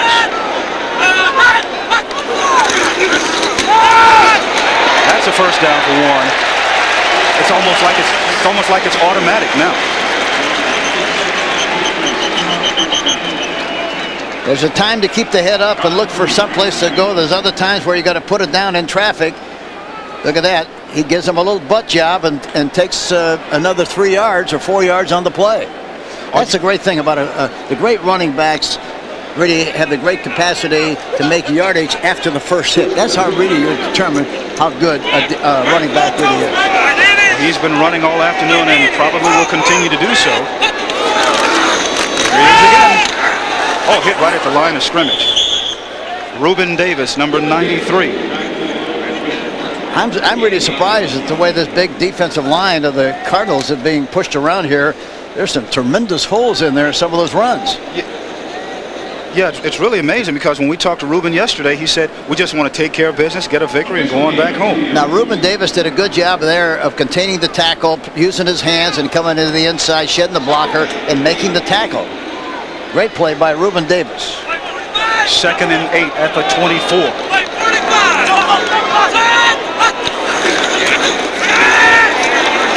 Our throws going into the end zone, and it is incomplete. Intended for Paul Green. You know, the other thing about Reuben Davis yesterday, Hank, remember he said he thinks that this Phoenix Cardinal team is just like the Dallas Cowboys the year before they started to win big. Well, you know, you never know when that's going to take place. The big thing is you just got to make sure that you're playing good, playing hard, and making things happen, and that's what you have to do. And you don't know when. See, the big thing is you can't lose in bunches, and but you got to win in bunches. You see, and that's what happens. If you don't win in bunches, why you got a problem, and especially if you lose in bunches. On 3rd down, here's the reverse. This is Blaze again. He gets hit at the 22-yard line and immediately goes into the other direction. Chuck Cecil, and we all know about his reputation as a hitter coming over from the Green Bay Packers. Cecil really used the shoulder pads on this play. Watch Cecil, number 26.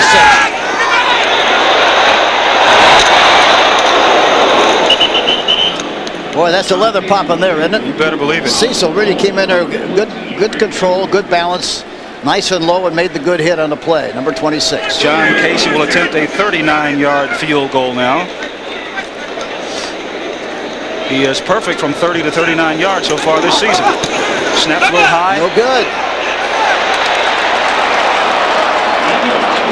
And it is off to the left.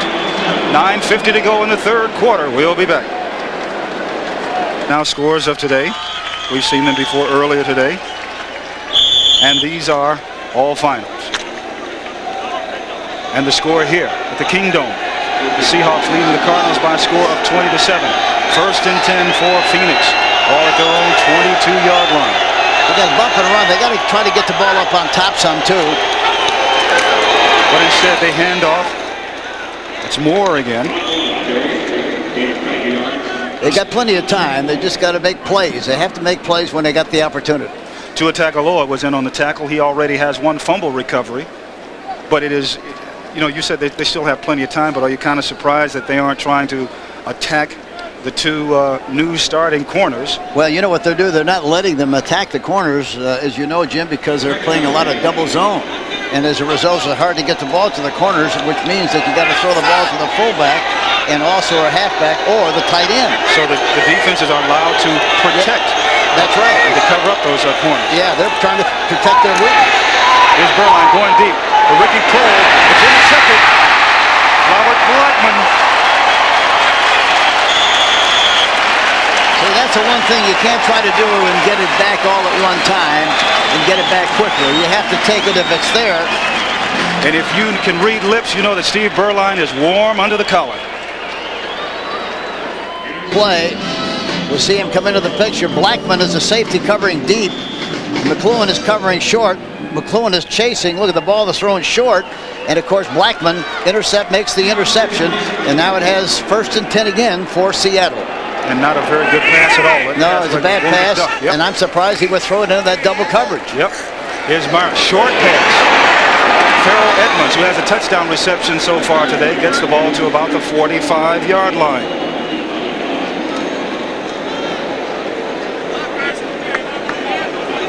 8 minutes and 40 seconds left to go in the third quarter. Farrell Edmonds, 6'6", 254, big target, but they don't throw to him that much. And I know a lot of teams really would like to have a good tight end that they could really take a lot of pressure off some of the wide receivers. Yeah, you need to with all the zones. Now they're playing a lot of zone now. Of course, they would be with their being ahead like they are. Well, that Lynch came up again, made a good tackle on Warren. And he's a tough kid. Oh, yeah. And Warren now says, I think I need a breather. That's right. But as we were told by Joe Bugle yesterday, Lorenzo Lynch is really his best hitter. Oh, in that secondary. He's terrific. He's only 5'11", but I'm sure that his mental approach to the game is like someone who's 6'6". Yeah, and he hits like he's 215. Yeah. 3rd and 5. Mirer throws. Complete. Rob Thomas. And they just put the shotgun in for Rick Mirer. I guess it was a couple of weeks ago, and we talked about it earlier, and I'm sure this helps him to see defenses a lot faster. Well, I think the other thing, they're playing at home, and they know that it's not going to disturb him here with the noise, because the crowd is not going to holler and scream and yell when they got the ball. So now, had he gone to another city or some dome stadium someplace, they probably wouldn't have used it because of the noise. So I'm sure it's a combination of both. Plus, he likes it very much and feels very confident. Good play action fake. Throw. Complete. John L. Williams. Tackled by John Booty there along with Reuben Davis. That's the best play action fake he's had all afternoon. It was a very good fake. John Rucker in also, Keith Rucker. Compared to watch the defense, see what it does. See, he puts it in a good fake. See, look at everybody's on the ground. Look at all the time he's got to throw the ball. Receiver pops open, but that was a good selling job on the part of the quarterback and also the back. You got to be a salesman and do a good job on screens, play action passes. He's a salesman, man. He's making a lot of commission today so far. That's right. Warren again, still on his feet. Ball comes loose.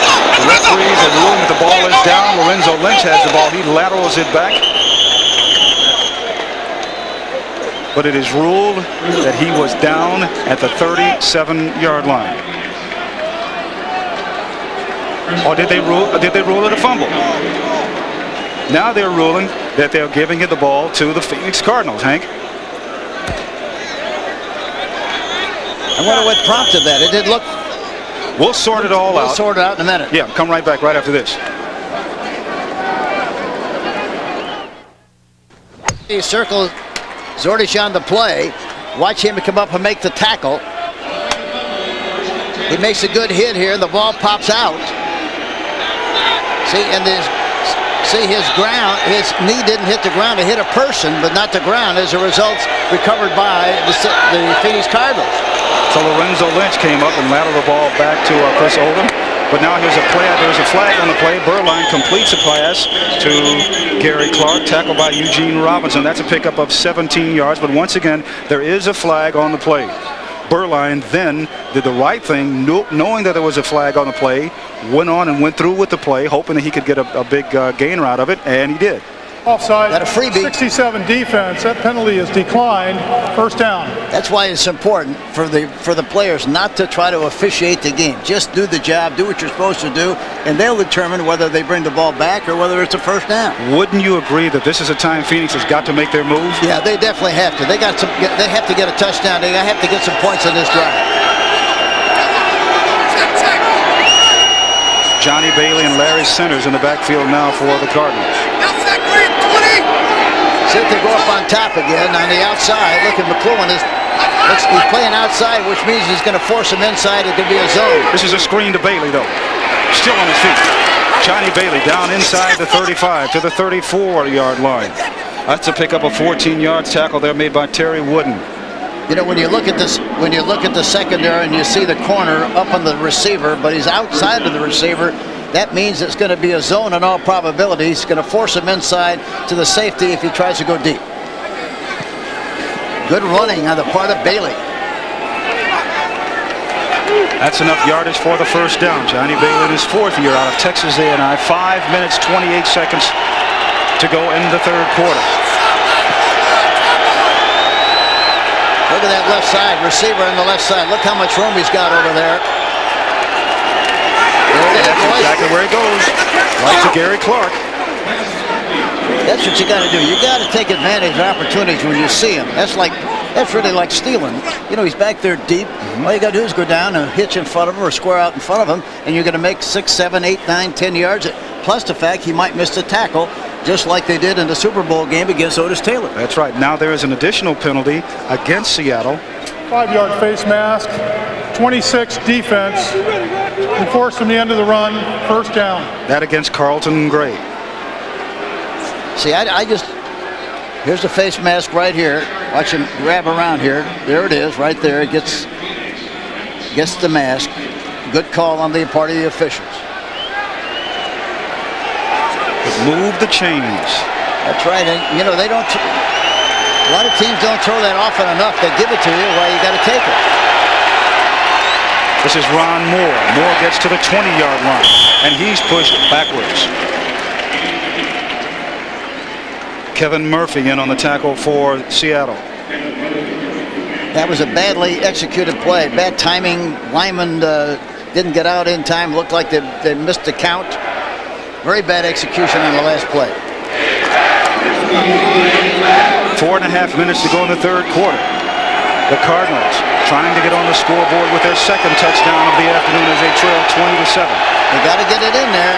Beuerlein, boom. There it is again. See? That's Gary Clark still on his feet. You bet. Clark into the end zone. Touchdown Phoenix. Hank, you've done it again. Well, that's, you know, it's so obvious, and it's just hard to understand why they don't do it more often.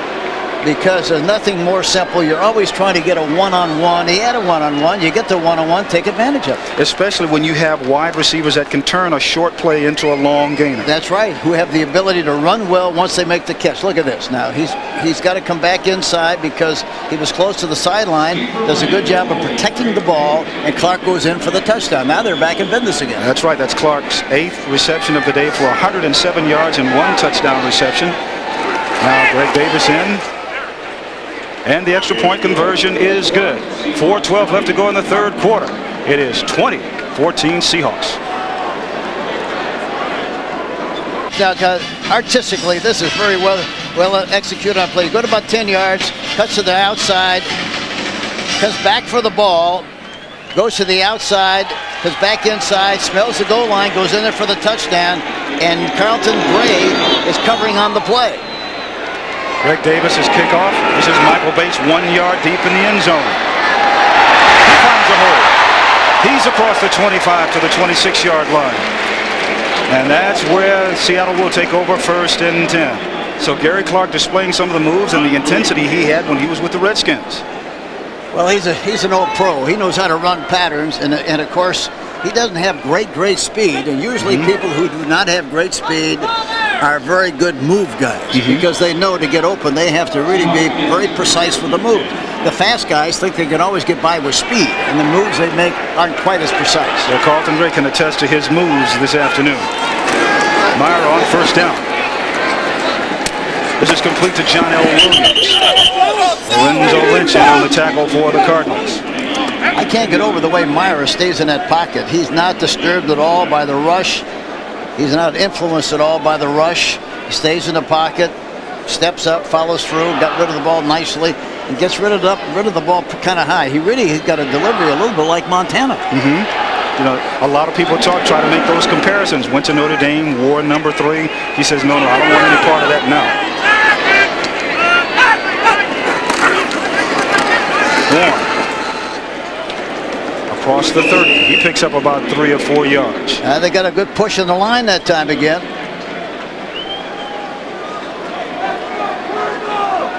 I think somewhere along the line they maybe will be blitzing more to stop that run a little bit better than they've been able to with that four-man line.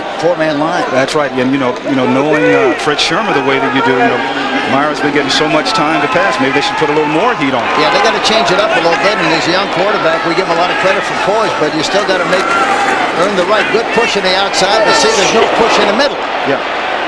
tackles will get no push whatsoever off the line of scrimmage. Incomplete again for John L. Williams. But like you said, he's just standing there with all the time he wants. Yeah, and he knows that it's going to be a zone. He knows that it's going to be just a four-man rush, and so he's just like sitting in a rocking chair back there with plenty of time to throw the ball. He's got to get some pressure, especially inside from those two big tackles. And the more confidence a young man like that gets, the better he becomes. No question about that. Same with punters. You know, you let him punt all afternoon, never rush him. That's easy. That's Rick Tootin. Back to punt now for Seattle. Johnny Bailey, who has one fumble on the punt return, and he has another one coming up here. Trey Junkin in on the tackle for Phoenix Cardinals. A punt of 51 yards and a return of 7. 2:46 left to go in the third. Google has had pressure on him all year long, and he knows the final 2 or 3 weeks of the regular season will determine his future. This is going to be a very important drive. It's going to be interesting to see if they have enough poise and confidence and can execute well enough to take the ball with this field position like it is and march down the field and be patient, do what they have to do, execute. They're just one play away from getting back in this game. That's right. Got to do it here. This would be a great drive if they're going to get that done. 8 losses by 7 points or less. And right now they trail by 6. 20-14. They ought to throw it to the receiver on the right side here. But instead they give the ball to Ron Moore. He goes nowhere. See, that time they were rotating to the right side of the defense. McLuhan, 44, was way off the ball. Just play catch out there. Throw the ball out there to him. Let him catch it and get some yardage on the play. It's that old saying, just take whatever they give you. That's right. That's exactly what they gave him. They surely didn't give him much on that one. Except a handful of Tua Tagovailoa and Cortez Kennedy. Cortez Kennedy was right there as the reception committee on the play. Beuerlein throws. Into and out of the hands of Randall Hill. Kevin Murphy defending for Seattle. I tell you that Cortez Kennedy is smoking. He's coming off the ball a lot better than he was early in the game. Well, this is the time you really have to turn it up a notch. This is that stage of the game where you have to make your move. Now, the offense for Seattle has been making their moves, and now it's time for their defense to make their move. And vice versa for the Cardinals. 3rd and 9.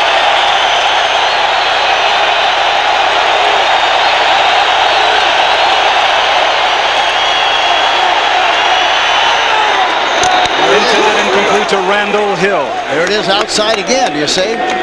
McLuhan was off the ball that time, very deep, and he ran down the field, ran an out pattern, and watch the outside receiver here now. 81, look at this. Look at McLuhan, he's still in his back pedal, comes back to make the catch. Very good move on his part to come back and catch the ball. One of the things that we don't see a lot of, in the NFL these days is repeating plays over and over and over again until they correct it. Now they got the same thing on the left side. Look at all the room on the left side. Throw it over there now this time. Throw it out there.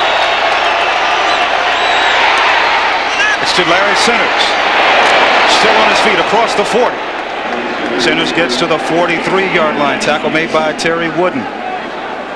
They're doing a good job of moving the football that time, mixing up the run and the pass, and that time was a screen. But he's really got to be aware of what those corners are doing, and the minute they're off there 8, 9, 10 yards, they got to throw the ball in front of them. I remember where teams would flip-flop their receivers and work on the same corner for maybe 2 or 3 consecutive plays. That's right. You got to take what you got available for you, and not waste plays by not taking advantage of it. Now we have Gary Clark over here defended by McClure. That's right. Safety's running the inside. And they run it back. This time it's Ron Moore again. Don't like that call, huh? Nope, murder. I mean, you got them on the run. You got the defensive backs sitting back on their heels and thinking about the deep pass right now. Well, why take the skateboard when you can take the Concorde? Yeah. It's more comfortable that way. That's right. And you get up above all the traffic, too. You better believe it. 40 seconds left to go in the third quarter. Seattle leading the Cardinals 20-14. Well, look at it here again on the right corner. Look at all the room you got again. I unless they change and the corner comes up. No, he's still playing soft outside. There it is, boys. Randall Hill, great job of concentrating on the ball. That's right. I'm sorry, Gary Clark, number 84. Clark, right. Who had flip-flopped on this side. Yep. But there is a flag on the play. Clark made the reception. Ball popped loose. But being the feisty veteran that he is. 61 offense. 10 yards from the previous spot. Repeat first down. Boy, that's murder. Yep, Lance Smith. Here we see an end zone shot of it. Beuerlein looking right guard doing the holding on the play. Smith. Okay, Hank, it's first and 20. Keep on doing it. Now, they haven't run many draws. The ends are kind of wide. There's a time in here someplace where they got to throw the ball. You see, they're doubling the outside people on that one. That was Johnny Bailey. Yeah. That's the end of the third quarter with the score: Seattle 20, Phoenix 14. Our coverage will continue after this message from your local station. You're watching the NFL on CBS. Prominently in the future of their respective teams. Yeah, and it's easy to understand why they regard them so highly, both teams, because they're both very outstanding quarterbacks. And again, people know about Beuerlein. It's really interesting to watch this kid play for the Seahawks because he's really a good one. We're finding out about Mirer this afternoon, but right now we're going to find out about Beuerlein. Second down, throws, complete to Ricky Prohl. He has speed and on the move. Prohl into Seahawk territory. Does a little high step and is knocked out of bounds at the 31-yard line. That's a pickup of 34 yards. And Beuerlein did a good job of hanging tough in the pocket. He's a great competitor. And look at the pressure he's got now. Watch this. Prohl comes across from the left side to the right side. Does a good job of trying to make a change of pace move here to maybe make the guy miss. He doesn't, however. And look at Beuerlein. Look at the pressure. He steps right in the pocket, steps up just far enough to get rid of the football. That's great concentration. First and 10 at the 31. Beuerlein to Johnny Bailey. He's still on his feet inside the 25. He gets down to the 22-yard line. That tackle made by Ray Berry. Well, the 49ers. Kansas City has come from behind. Look at that. And the Raiders are hanging on against Tampa Bay. Can you imagine what the Raiders are saying if they look up at the scoreboard and see how Kansas City has come back after being down so far? That's right. Beuerlein is 20 of 34 for 302 yards so far today. Second and 1. Bailey. First down. 16-yard line of the Seahawks. They ran a trap that time, unusual, but they ran a trap and got a big cavity there. Good running room, and they pick up the first down by Bailey. So now they're starting to show more variety. Well, the nice thing about it is, too, they're showing a lot of poise. So you get behind that, if you're not careful, you take the gas pipe, and you start doing a lot of crazy things, take chances. Next thing you know, instead of being down by 14, you're down by 28. Phoenix with 3 wide receivers. Beuerlein throws. Larry Simmons. And Larry Simmons scores. 16 yards, and like you say, Hank, they were very, very patient. And very methodical. They didn't lose their poise. They knew what they had to do, and they got it done. That's a great drive. It's going to be very important to this team to come back like they did. And with the extra point conversion, Phoenix will have a 1-point lead. Watch centers. He's lined up in the backfield, just runs a flat pattern. The linebacker on the inside, nobody around him. Yeah, he goes into the end zone. He better wait till he celebrates till he crosses that line before he starts walking the dog. That's right. Or he'll be in the doghouse. Right. Greg Davis in now. And amazingly, the Phoenix Cardinals have come back and they lead 21-20. Have come back to lead the Seattle Seahawks 21-20 after falling behind. The game summary, Chris Warren's running helped Seattle to take an early lead. Career high rushing, 158 yards, but Steve Beuerlein has come back and done a wonderful job. 3 touchdown passes, and that's the reason. And the other thing is very important. They had much better field position than they had earlier in the game, because remember, we talked about that earlier. They had to go 80 yards in every drive in the first half. And now Davis is kicked off. This is Michael Bates at the goal line for the Seahawks. It goes out of bounds. Derek Ware in on the tackle for the Cardinals, and you can really feel and sense how Phoenix feels now that they've really turned the tide in their favor. Well, that's great motivation. That's really a confidence builder when you can take the ball like they did and go all the way down the field and score a touchdown. That's a big league drive. Do you think now we'll see how much young Mr. Mirer has matured so far this year, now that he's behind for the first time this afternoon? Well, that could be, but I tell you, he showed me a lot of maturity doing what he did in the first part of the game without being behind. I don't think he'll change any. His demeanor is such where you get the impression that it's not going to make any difference. He's going to still keep sawing wood and doing the right things. Putting it on the fireplace, and now Michael Bates walks off. It's the second time he's been injured this afternoon. He has taken off his face guard. No, he still has the face guard on, but now he's limping. Earlier today, he got a finger stuck in his eye. Well, I tell you, he's a great specialty team guy, and they have high hopes and expectations for him as a receiver. But the ball went out of bounds, and the Seahawks will maintain possession. 1st and 10 at their own 14. Now the defense for the Cardinals have to do something. This is Blaze. And Anesis Williams tries to take the ball away from Blaze, but it does not work. And it seems now is that as Williams is limping off the field, and that could really hurt the Cardinals to lose their starting cornerback as Chris Oldham comes in. Seems now like Mirer is trying to do what Beuerlein did a little while ago. Just take whatever they give you. That's right. Because they're not gonna give you anything deep, and especially with the coverage like it is, you can tell when they double, they stay outside. They're going to double cover you, so the inside should be there. That was not good news with Williams limping like that. But here come the Seahawks once again. Chris Warren again, the ball carrier. We have 12 minutes and 10 seconds left to go in the fourth quarter, and the Cardinals lead the Seahawks by a score of 21-20. Steve Beuerlein has thrown 3 touchdown passes so far this afternoon for over 300 yards. Well, you're going to see which of the two lines, offensively or defensively, are going to rise to the occasion and make the play they have to. This is Warren again.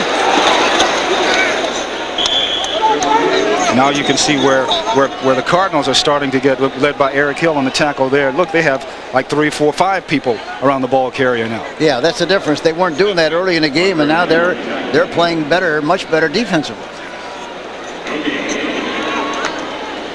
So it will be 2nd and 10, all at the 27-yard line. Eric Hill, who Joe Bugel says is the finest inside linebacker in pro football, needs to step up his pace just a little bit more now. Mirer throws. Oh!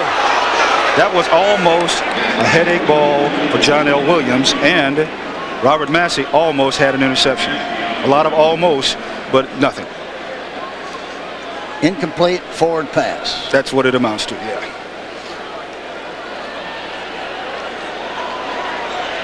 Here we see the replay, thrown out in the flat. Thrown a little bit to the inside, or else he might have had a chance to make that interception. Coach, Hank should have been... Massey should have gone at either the ball or the receiver. Right. Make contact with one of them. One of the two. Mirer down the middle. Intended for Blades, and it is incomplete. And guess who came back in after limping out? Anesis Williams. The 49ers are continuing to roll right along. Look at that. We mentioned Kansas City's comeback. After San Diego led early. The Raiders holding off Tampa Bay. The Buccaneers have nothing to lose and everything to gain. And they're a dangerous team because they got some good speed on the outside, good firepower. You better believe it. Now Rick Tootin is in to punt for Seattle. Johnny Bailey back to receive for the Cardinals. Oh, good high punt. Bailey at the 22. Still on his feet. Gets up to about the 39-yard line. That's where the Cardinals will take over first and 10. A 51-yard punt and a return of 19. 10:54 left to go in the fourth quarter.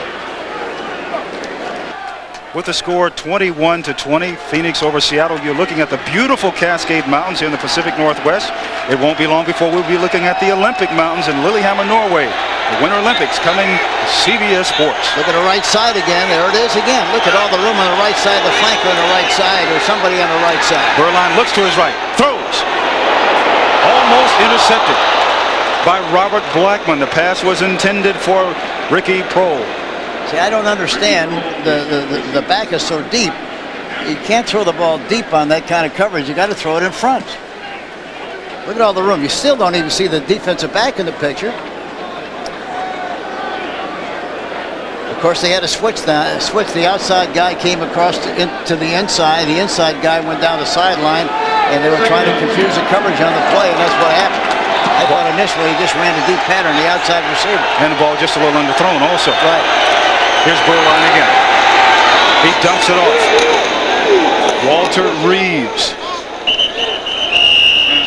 who has only one touchdown reception so far this year. Big fella from Auburn University. Ray Berry in on the tackle for Seattle. So now Johnny Bailey and Larry Centers come back into the lineup for the Cardinals. They are joining Gary Clark, Randall Hill, Ricky Prohl. You really got to like Johnny Bailey. Boy, he's a terrific player, isn't he? He's a big play, big time guy. Oh, he really is.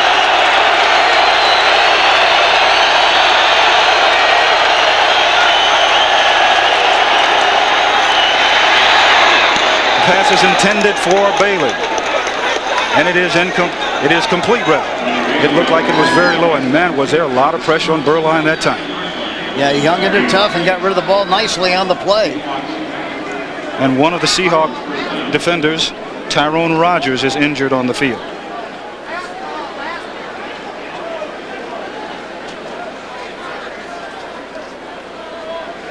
$9:50 left to go in the game. And tonight on CBS, what's a liberated 21-20 is our score. Phoenix has really come back.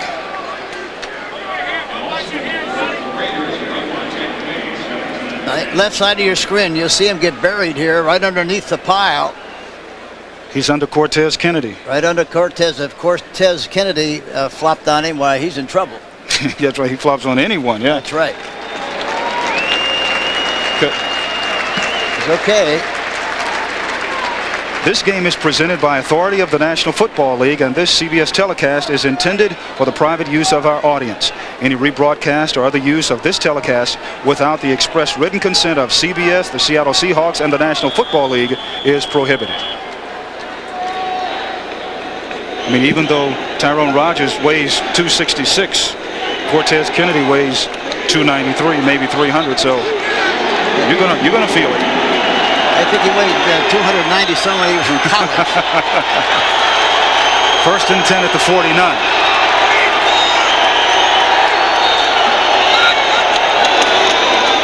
On Moore again. Moore picks up a couple of yards. Cortez Kennedy really did a good job of coming down the line of scrimmage and making the tackle. And Cortez knows that he's a marked man in the National Football League now after the great year he had last year. And all the attention, I mean, just about all afternoon today he's been getting at least double teamed in passing situations. Yeah, I got news for him. He's going to have that same kind of attention the rest of his career. So the respect that he wanted, he got.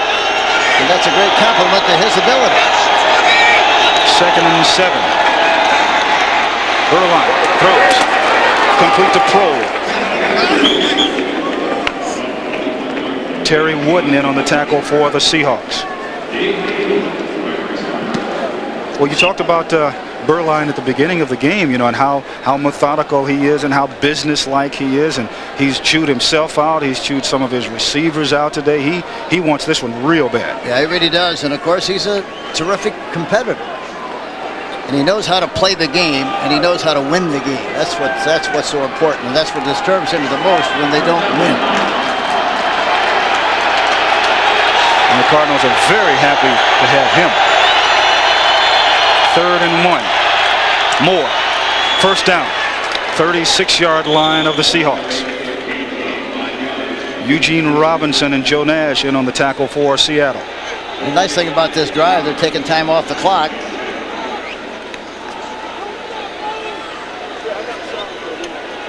Both teams still have 3 timeouts left in this half. The Cardinals right now are not worried about stopping the clock. They just want to keep on keeping on. And that is methodically moving the ball down the field.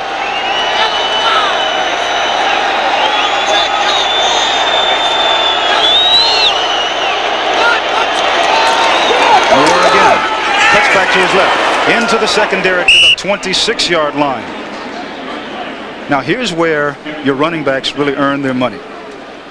Yeah, and again, they have to get yardage after they hit the first time. And of course, the offensive line got a good push that time, a nice cavity right up the middle.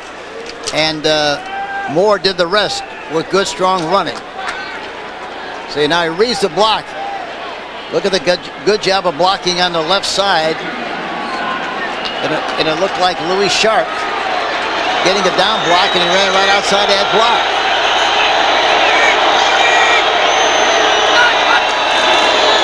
And Moore, the rookie, gets it one more time, but it looks like it's going to be very, very close for the first down. Moore, who had 4 touchdowns, scored against the Los Angeles Rams, and he becomes only one of 5 rookies to score 4 touchdowns in a single game. I tell you one thing, the way they're chasing right now, Seattle, if you hit the fullback in there straight ahead and then roll back, bring the tight end across the formation from right to left, I guarantee he'd be wide open because they're chasing like crazy now. In other words, a bootleg pack. Fake inside, roll left. Okay, let's see what they come up with. Ricky Prohl and Randall Hill to the bottom of your screen. Beuerlein throws. Intended for Gary Clark. It is ruled incomplete. Dave McCloughan in defending for Seattle. But Beuerlein, when you talk about Beuerlein, you know, you and I both have known him for a long time, and he does, you know, he does a lot of things for the community. You know, he has a golf tournament. All the quarterbacks around the league come in, but you don't find many people that have the intensity that he has. I mean, he has as much intensity about winning a game as anyone. That's right. And the nice thing about him is the things he does on the outside, he does those things because he cares. Yeah. And right now, he's really caring about trying to get another score up on the board. But he's going to be thrown down. Cortez Kennedy. That's his 5th sack of the season. Boy, that's a good rush with 4 people again. They're getting good pressure with just 4 guys rushing the quarterback. Look at Kennedy, the right tackle, number 96 coming up. He pushes him right into the quarterback and then goes around and makes the tackle from the backside. That's a great effort. He just got rid of Cortez Kennedy, just got rid of Joe Wolf altogether. That's right.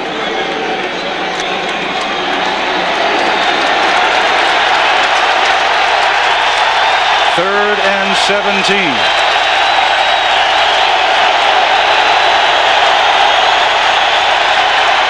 Beuerlein. Incomplete for Johnny Bailey. And that was a poorly thrown pass.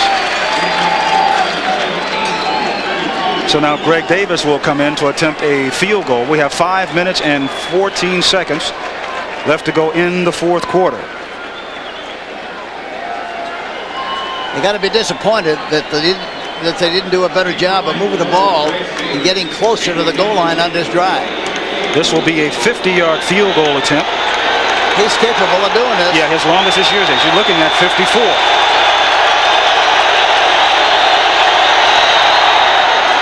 Boy, you got the radar hooked up to that one. And it's right down the middle. Greg Davis, 50-yard field goal. 5:09 left to go in the game.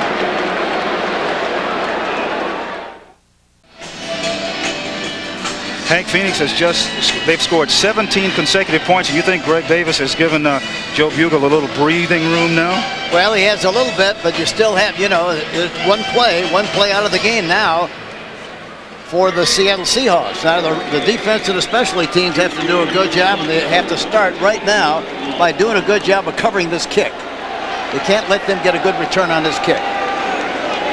So a field goal right now by Seattle is not going to do them any good. They need a touchdown. That's right. They got to get one play. That's a touchdown. Davis all set to kick off. John Vaughn back to receive for Seattle. He takes it 2 yards deep in the end zone. He's going to be in trouble. He gets out to the 8-yard line and is tackled there. Good special teams work done by Derek Ware. And that decision has to be made before the ball is kicked. He was about 2 yards deep in the end zone, and he's got to say to himself, if the ball comes to me, I'm going to down it in the end zone and get it on to 20. If it's in front of me, then I'll catch it and try to get the most yardage I possibly can. He should have downed that ball that time and let it come out to the 20. But instead, it's at the 10-yard line. 1st and 10, 5 minutes left to go in the game. Warren across the 15 to the 16-yard line. John Booty in on the tackle for the Phoenix Cardinals. Kansas City really coming back. And the Raiders have doubled up the score on Tampa. Mirer complete to Kelvin Martin. Kelvin Martin driven out of bounds by Chuck Cecil. So now the Seahawks have a little bit of breathing room, and you can just see the confidence just oozing out of Mirer more and more. You know, you can tell that Tom Flores has worked with Mirer because his footwork and his technique is very, very solid and very sound. He's always under control, good position with his feet. And a great catch on the second consecutive catch by Martin. I mean, and Mirer threw that into 3 people. He's got such a smooth stroke that it doesn't look like it's getting out of there as fast as it actually is spinning. RPMs on that ball is strong. Here he goes again. Complete to Blaze. Brian Blaze at the 40-yard line of the Cardinals. That's a pickup of 22 yards. The Seahawks in their hurry-up offense, they are not huddling up. They're coming right up to the line of scrimmage. They're not getting enough pressure on Mirer. That's the problem. Not getting enough pressure. 3:45 left to go in the 4th quarter from the shotgun now. There's the pressure. That's what you were talking about. That's it. Ken Harvey. And they have to do more of that from Phoenix's standpoint. You're right. They just can't let him sit back there without any rush, with a 4-man rush consistently. Comes around the block of the the block of the tackle on the left side. Yeah, and Mirer did an excellent job just holding on to the ball when it could have been knocked out. Looked like it could have been scraped out, right? Yeah. A little confusion now for the Seattle offense. Wide receivers exchanging sides. Now they got a 3-man rush. Intended for Kelvin Martin. It's incomplete. Ken Harvey again putting on the pressure for the Cardinals. You know, one of the things about Mirer, I saw him last week against the Raiders. He was scrambling and running to his left, and he felt pressure, put the ball in his left hand, and threw it twice. Well, that's kind of an athlete he is, eh? 3:10 left to go in the 4th quarter. 3rd and 15. Ball at the 47-yard line of the Cardinals. 3-man rush now, dropping back 8. Pass. Complete right over the middle. Rob Thomas. And now the Cardinals are in that prevent defense in which they're just giving up chunks of yardage. That's a pickup of 16 yards. That's a defense, coach, that I know a lot of players absolutely hate. They come back with 3 again. This is complete to Paul Green. And what they're saying defensively is, we got 8 guys back there. We're going to keep them in front of us all the time. Can't make an easy play. You got to make the catch and punish him, and maybe jar the ball loose, but make the tackle. Take as much time off the clock as they possibly can. That's where they're trying to get done right now with that 3-man line. 2nd and 2 at the 23. Crowd really getting into it now for the Seahawks. Mirer throws. Too high for Blades. Brian Blades, his intended receiver, and Isis Williams was defending for the Cardinals.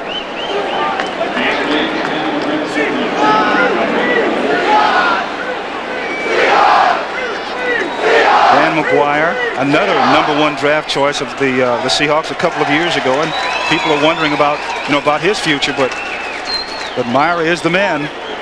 Unless Mirer gets hurt, he didn't have much future. And he's the new rookie all-time leader in yards for passing. He passed up Jim Zorn. Look at that middle. Daniel Williams inside the 15.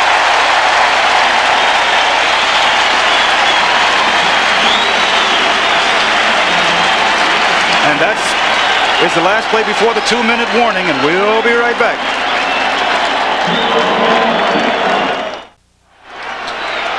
Hank Joe Bugel has had so many tough losses toward the end of the game. Phoenix and New England have 8 losses by 7 points or less so far this season. You're just wondering, could this be another one?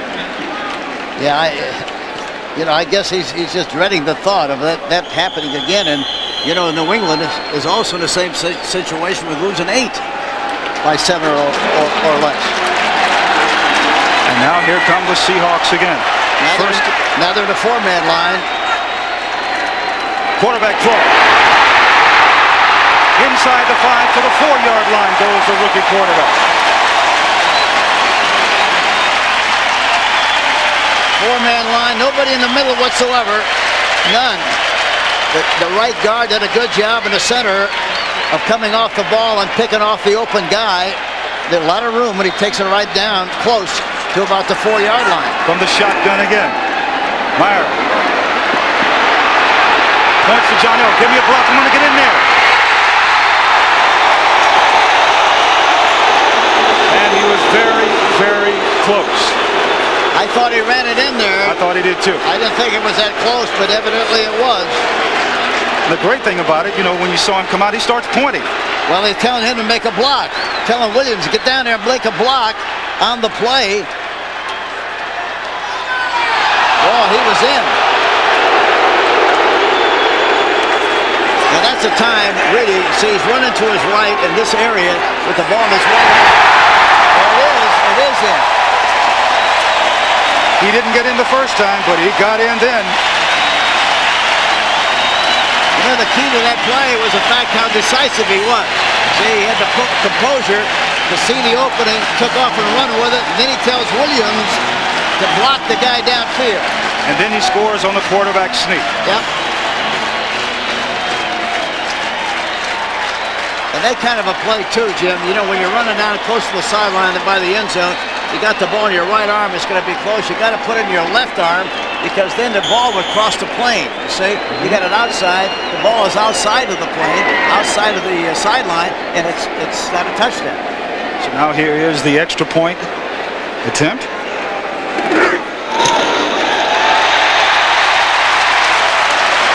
It is good. 1 minute, 22 seconds left to go in the 4th quarter.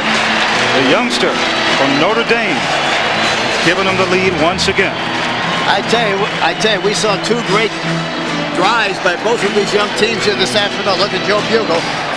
Boy, he's got to be upset. That play, coach, took 13 plays, that drive, 13 plays, 90 yards, 3 minutes and 45 seconds. It's a big league drive, just like the drive that the Cardinals had, you see. And at that, we talked about it when the drive was initiated.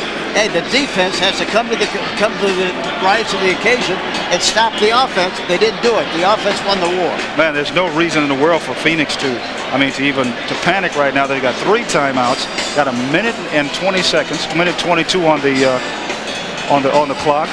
And Beuerlein is the kind of guy, he's been in this situation before. Oh, sure, yeah, that's right. But the big thing now is they've got to get a good return on this kickoff with decent field position. Yeah.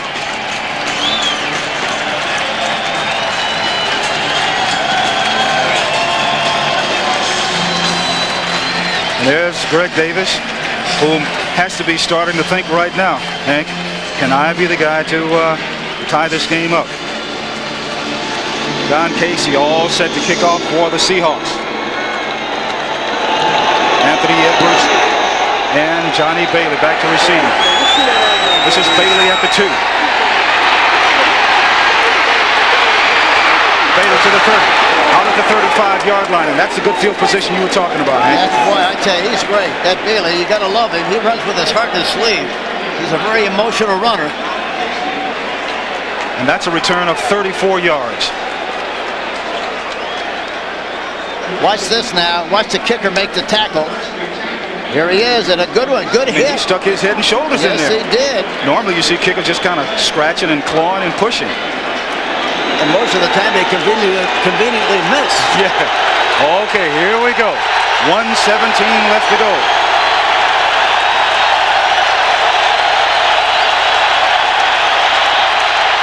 Beuerlein, Ricky Prohl, still on his feet, across the 40, gets to the 42-yard line.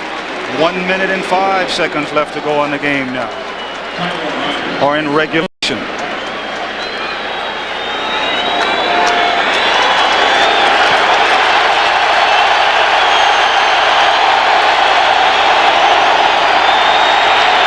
The screen right up the middle. This is Bailey to the 50-yard line. There's a timeout on the field. 45 seconds left to go in regulation, because now the thought comes into your mind of overtime. That could happen.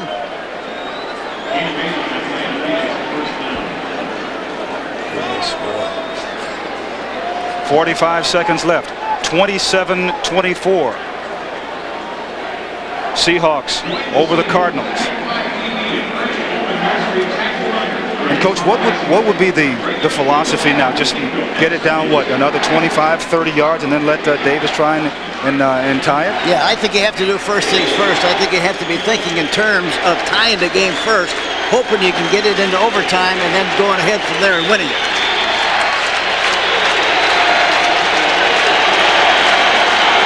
So Greg Davis' longest field goal so far this season is 54 yards. He has one today of 50. Beuerlein, Gary Clark. It is complete and out of bounds. See, the other thing is... And now there's a flag on the play. There's a late flag in the Cardinal backfield, and Beuerlein is all upset about that. Personal foul, unnecessary roughness, 64 offense.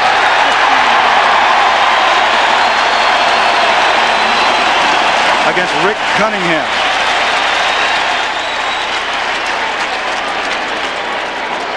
Boy, that's a tough call, isn't it? Yeah.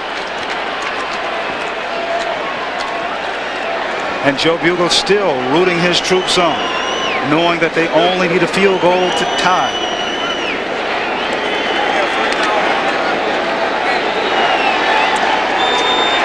Now we're going to see where the officials mark off the penalty.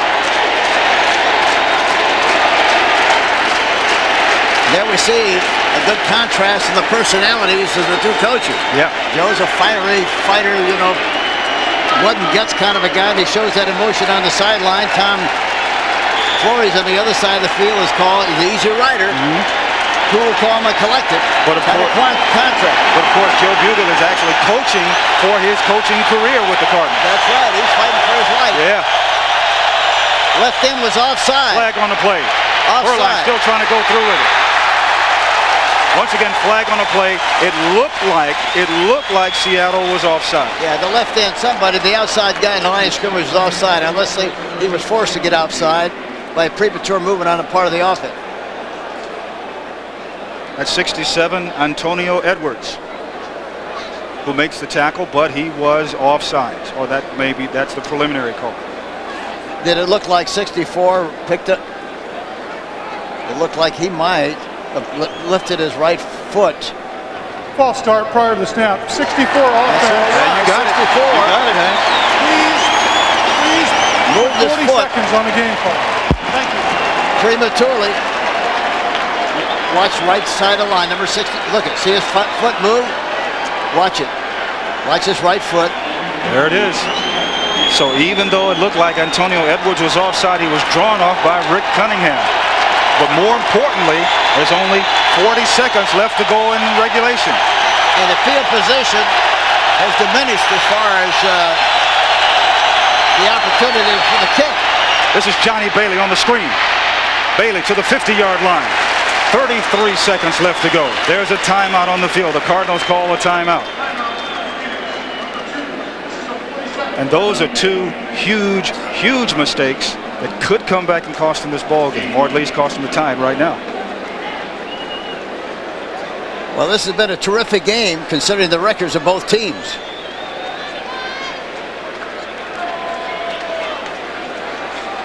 Steve Beuerlein, 3 touchdown passes so far this afternoon. Brought his team back and gave them the lead. However, behind Rick Mirer, the Seahawks have come back and they lead. The Seahawks lead the Cardinals by a score of 27-24.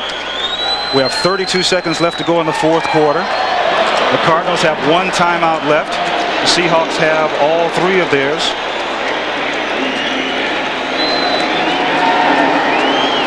It is 2nd and 20 for the Cardinals at the 49-yard line of Seattle.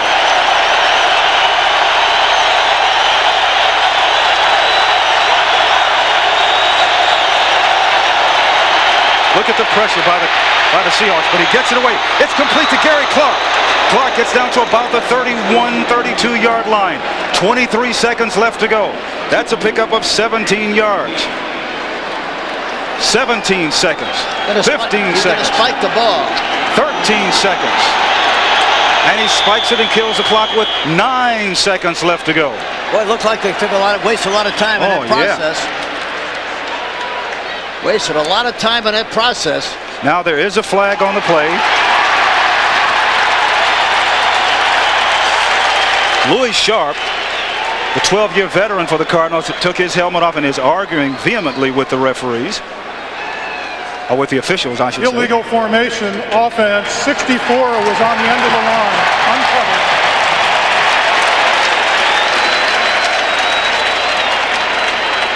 Now they say that 64, which is Rick Cunningham, was on the end of the line.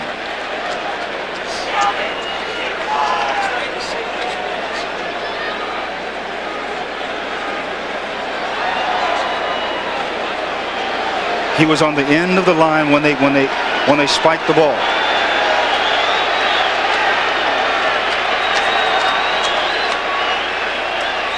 Once again, Hank, you mentioned it. They wasted, 4 or 5, maybe 6 precious seconds. Yeah, they took too much time to do that, go through that procedure.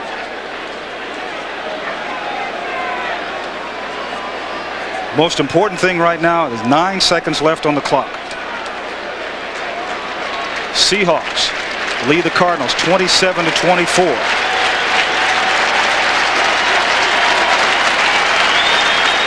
Now the choice comes up, Hank. Well, they have 1 timeout left. Yeah. They have 1 timeout left. But 9 seconds. Only 9 seconds. That's right. The only thing they can do is try to get it again. They're going to be double covering the outside guys so they can't catch the ball and go out of bounds. So they'll double them. The place you got to throw the ball is in the middle and immediately call timeout.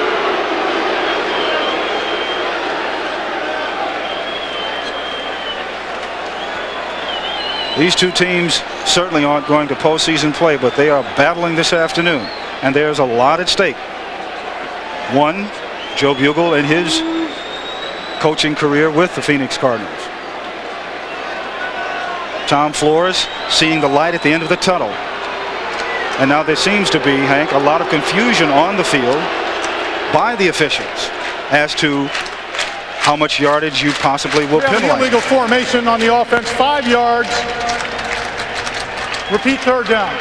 Okay, 5 yards. What happened, I think, was that the tackle was not on the line of scrimmage. He was off a little bit, and as a result, they didn't have enough people on the line of scrimmage. Okay, now you got 9 seconds. You got to get off. You got to get off a quick play and get it done in 5, 6 seconds. Like that. 3rd down. Yeah. And they all got to be aware that whoever catches the ball's got to immediately call timeout, so they have time enough to kick. Yeah. So they got to get what, 8, 9 yards. There's got to be something quick, as you mentioned. And they got to be careful they don't blow the opportunity, too. There it is. Oh, hit him right in the head, Larry Centers. You talk about, and he's the guy they go to. He's the guy that catches so many passes. And they hit him in the hands, it just drops. Yep. Okay, now, Greg Davis is coming in. Here's another look at it, Coach. Oh. Boy, he could have made some good yardage on the sideline, too. The linebacker was very, very deep. No chance to make the tackle. All right, here's Davis to attempt a 55-yard field goal with 6 seconds to go. His longest of his career, 54 yards. He can get it. He can make it. He's strong enough. He did. Yes. Boy, gentlemen, you talk about a pressure kick. Wow. We're going into overtime. 0-0 on the clock. Scores tied. We're coming back with OT from Seattle. Just calm about everything, yes. like he does it all the time. Now here's Bugle's reaction. Look at that! Look at that Come on, footwork! baby. Look at Come that on, footwork! baby. Come on, baby. Look at that! Look at whoop! There he goes. That was almost, well, not almost like Randall Hill's dance in the end zone, but similar. Pretty good agility there on the sideline, the old coach. That's the longest field goal ever by Greg Davis in his career. Also in Cardinal history, the longest field, and it couldn't have come, I mean Phoenix Cardinal history, and it couldn't have come at a better time for that man. Well, I think this is a great tribute. This tells you an awful lot about this team and their feeling about what they're trying to get done, and their feeling about the family, the feeling about, talking about the football family of the Cardinals, the feeling about the future, what they have in store in the future. They think they can be an excellent football team. They're very close, they think, to being an outstanding football team, and it would be a terrible shame, really would be, if they don't have Joe Bugle to coach them the rest of the way. So now we're getting ready to begin overtime. Seattle will kick off. Anthony Edwards, and this is Johnny Bailey. Bailey gets to about the 19-yard line, and that's where the Cardinals will take over 1st and 10. I was talking with Paul Green early before the game. He said, Jimmy, we know we aren't going anyplace, but he says, I guarantee you this is going to be a great game. And it's turned out that way. It certainly has. 1st and 10 at the 20-yard line. We are in overtime, 27-27. The Phoenix Cardinals and the Seattle Seahawks. Larry Centers, Johnny Bailey in the backfield now for the Cardinals.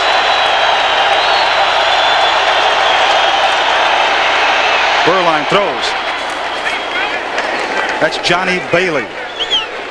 Carlton Gray defending for Seattle. And actually, this is really all they have to do, just march it right on down, because now Phoenix has got to feel like they have all the momentum on their side. You know, just kick the field goal to tie it, and they got the ball right back.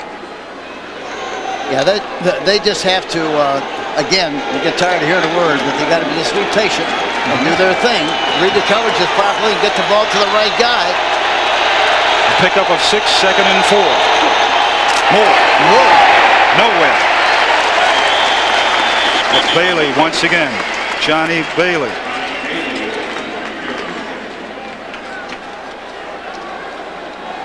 Tackle by Ray Berry, number 57. So in the lineup now for Phoenix, you have Ricky Prohl, Randall Hill, Gary Clark, Larry Centers, Johnny Bailey, Steve Beuerlein at quarterback. They're going to be able to hit the back and the flat on that left side. Quick pass. Gary Clark. See, what you got a receiver on that side, you got a back in the backfield. Throw the pass, either have a game between the two of them, either a halfback and a flat or the flanker on the inside. One of the two guys got to be open and let him catch the ball and run. Hope they can run for another. If they catch it for 8, hope they can run for another 8. Ooh, San Francisco really put it on Detroit, didn't they? Boy, I tell you. Hey, Coach, Beuerlein has thrown for 403 yards passing this afternoon. First and 10. Moore picks up a couple of yards. Dean Wells in on the tackle for Seattle.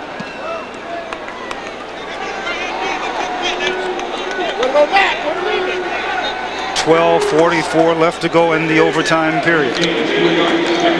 27-27.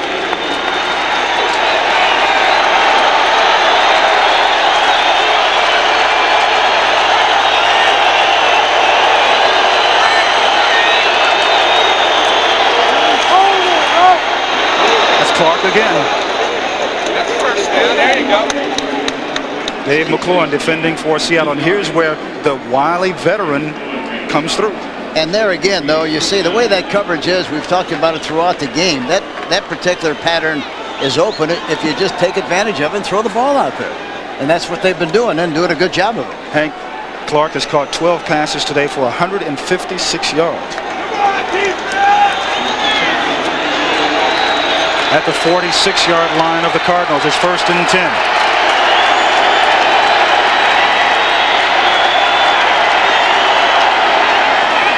Inside handoff to Moore.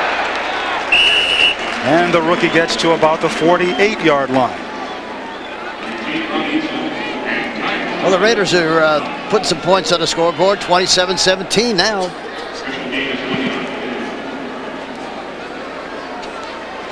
27's a hot number around the league, huh? We got a pair of 27s on the board here. And that's why we are in overtime.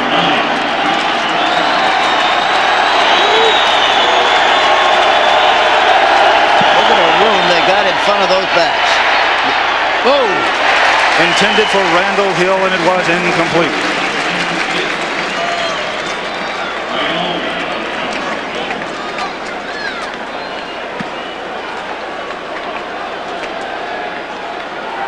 So Randall Hill, who the pass was intended for, was incomplete. He already has, or he has one touchdown reception this afternoon.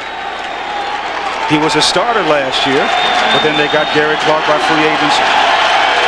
Anthony Edwards is in the lineup now.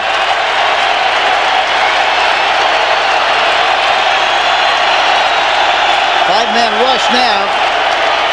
The pass complete to Edwards, still on his feet. Anthony Edwards struggles to the 40-yard line.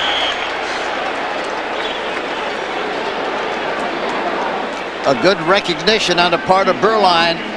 They're coming. They got a five-man rush. He throws a slant pattern inside. Edwards does a super job of running through the traffic. So the ball is actually going to be marked at the 41-yard line. 10:35 left to go in the overtime period. Beuerlein and the Cardinals marching down the field. Pass complete to Ricky Proehl. Knocked out of bounds at the 33-yard line. And who are the Cardinals starting to think about again? Mr. Davis. That's it. Well, as soon as he hit it to tie the game, Hank, you knew that was it. You said good automatically. I've seen him. He was with Atlanta. He's got a great leg. Man, he can really boom it. And these are the ideal conditions for them to do it in. Tom Flores still cool on the outside, churning just a little bit more on the inside. 2nd and 3 at the 33. Look at all the room on the left side again. Look at that cornerback, how wide he is, how deep he is. Inside handoff. Ron Moore down to the 27 to 28-yard line. Tyrone Rogers in on the tackle for Seattle.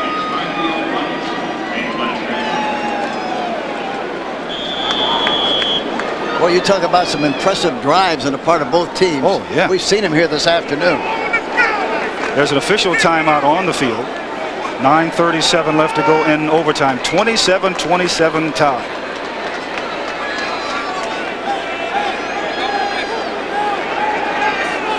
And for the second time, here's another little conference up by the officials going off to the right over there.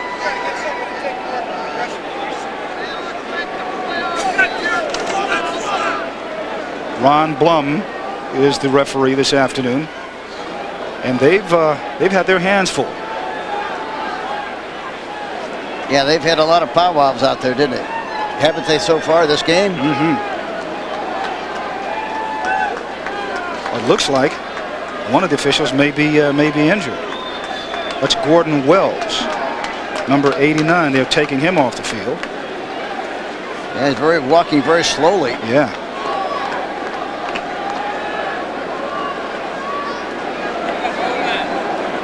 I think, you know, I talked to him a little bit before the game, and he said he had sounded like a bad cold, and voice was very, very hoarse.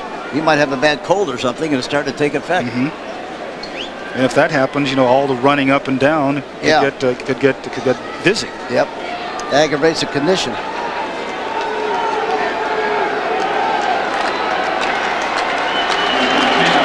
How about these stats? 34, 53, 431 yards. Career highs for Steve Beuerlein.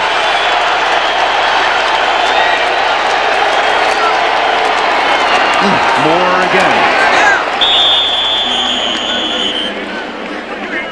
Working that ball right towards the middle of the field. Yeah, they want to get it as close as they possibly can and kick one through there again and end this game.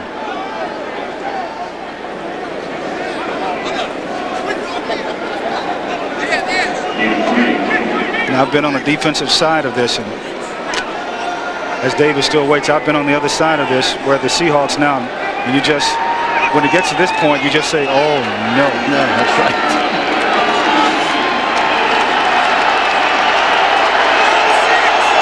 Well, that back of the flat would be wide open. Not more. Inside the 25. 8:45 left to go in the overtime period. Tua Tagovailoa and Joe Nash in on the tackle for Seattle.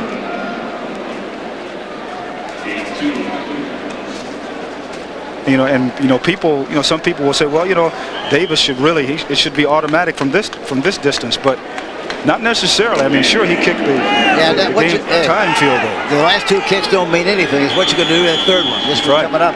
And don't think there won't be a little bit of chatter on the field. Oh, certainly. 8:20 to go in the overtime period. We're all tied, and we'll be right back. In the event they have some kind of a miscue, they can still get another shot on fourth down. That's why they're doing it. Smart decision. Move. Smart move to go for it now. Right. So here we go with Greg Davis for the game winner.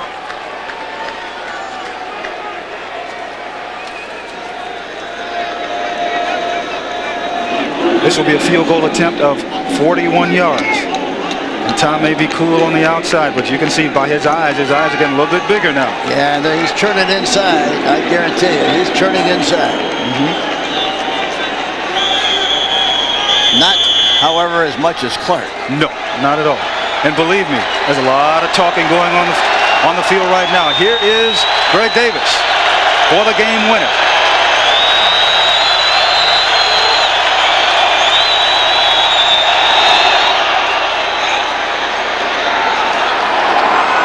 And the Cardinals and Joe Bugel have their 5th victory of the year. It's amazing. It got quiet in a hurry. The reason, the Cardinals come back to win.